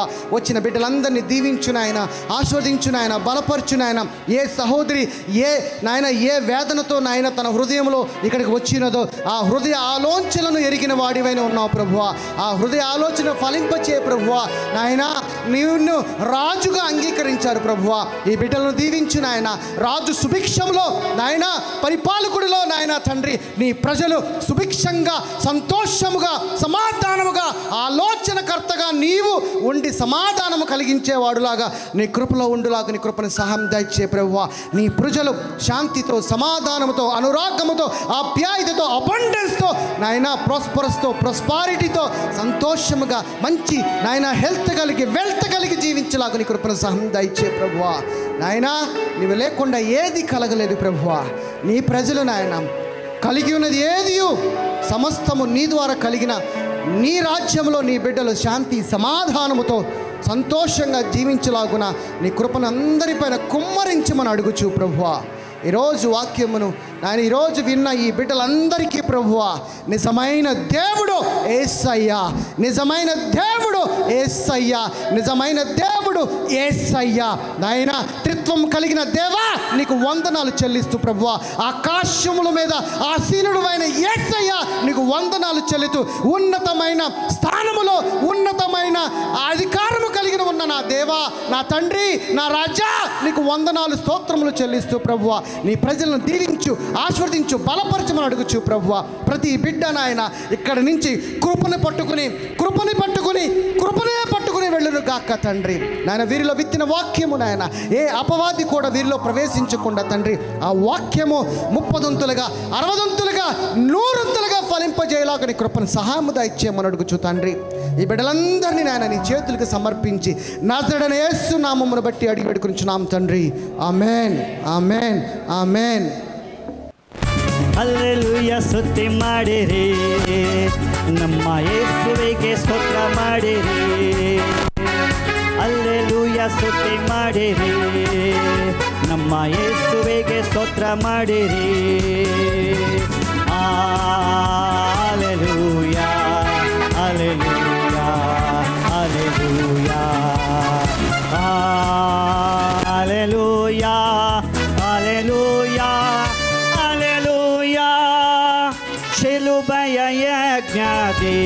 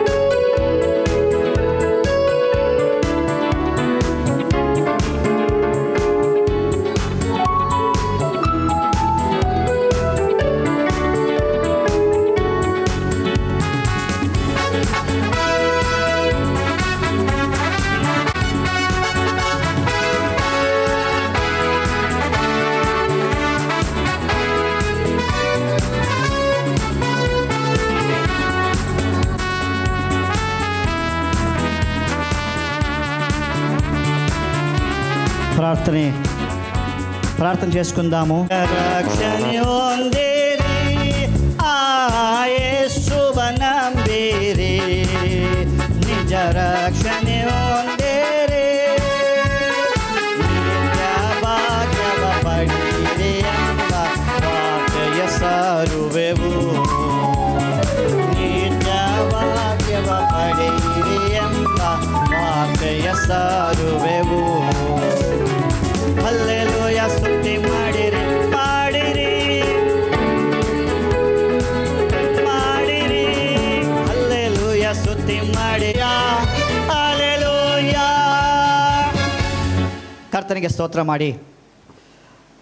ನಿಮ್ಮ ಕೈಲಿರುವಂಥದ್ದು ದ್ರಾಕ್ಷಾರಸ ಅಪ್ಪವು ದೇವರ ಶರೀರಕ್ಕೆ ರಕ್ತಕ್ಕೆ ಸಾದೃಶ್ಯವಾಗಿದೆ. ಯೇಸು ಸ್ವಾಮಿ ಕಲ್ವಾರಿ ಶಿಲುವೆಯಲ್ಲಿ ನಮ್ಮ ಪಾಪಗಳಿಗಾಗಿ, ನಮ್ಮ ಶಾಪಗಳಿಗಾಗಿ ತಾನು ನಮಗಾಗಿ ಜಡೆಯಲ್ಪಟ್ಟು ತನ್ನ ಪವಿತ್ರವಾದಂಥ ರಕ್ತವನ್ನು ಧಾರಾಕಾರವಾಗಿ ಚೆಲ್ಲಿ ಸ್ವಾಮಿ 3 ದಿವಸ ಸಮಾಧಿಯಲ್ಲಿ ಇಟ್ಟು ಇಡಲ್ಪಟ್ಟವನಾಗಿ 3ನೇ ದಿವಸ ಮೃತ್ಯುಂಜಯನಾಗಿ ಬಂದಂಥ ಜಯ ಕೊಡುವಂಥ ದೇವರಿಗೆ ಸ್ತೋತ್ರ ಮಾಡುತ್ತಾ ನಾವೆಲ್ಲರೂ ಒಂದೇ ಸಲ ಏಕ ಮನಸ್ಸಿನಿಂದ ಸ್ವೀಕಾರ ಮಾಡೋಣ.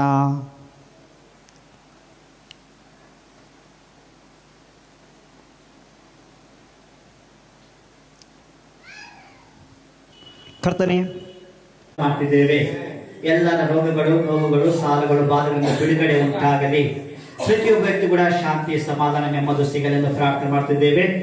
ದೇವರಿಗೆ ನಾವು ಮುಗಿಸುವಾಗದವರೇ ನಿಮ್ಮ ಶಕ್ತಿಯನ್ನು ನಮ್ಮ ಸಂಗಡವಾಗಿರಬೇಕು ಪ್ರಾರ್ಥನೆ ಮಾಡ್ತಾ ಯೇಸು ಸಪಾಟು ತಂದೆ ಜೋರಾಗಿ ಕರೋಣೆಲ್ಲ ಸೇರಿ ನನ್ನ ಮನವೇ ಯೆಹೋವನನ್ನು ಕೊಂಡಾಡು, ಆತನ ಪವಿತ್ರ ನಾಮವನ್ನು ಕೊಂಡಾಡು.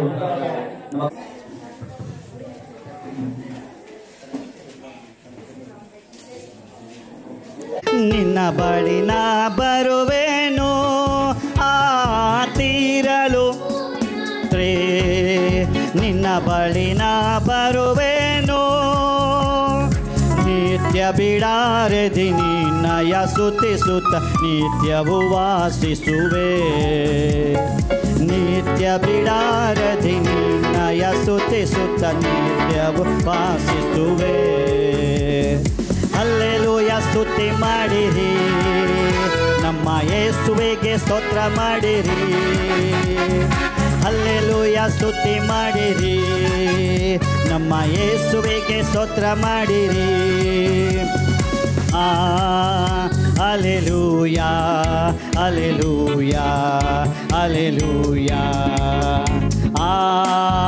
Hallelujah hallelujah hallelujah. ದೇವ ನಿಮ್ಮನ್ನು ಆಶೀರ್ವಾದ ಮಾಡಲಿ. ಆಮೇಲೆ ಪ್ರೈಸ್ ದಿ ಲಾರ್ಡ್. ಊಟ ಸಿದ್ಧವಾಗಿದೆ, ಊಟ ಮಾಡಿ, ಊಟ ಮಾಡಿಕೊಂಡು ಅಯ್ಯವರಿದ್ದಾರೆ, ಅಯ್ಯಪ್ಪನ ಪ್ರಾರ್ಥನೆ ಮಾಡಿಸ್ಕೊಂಡು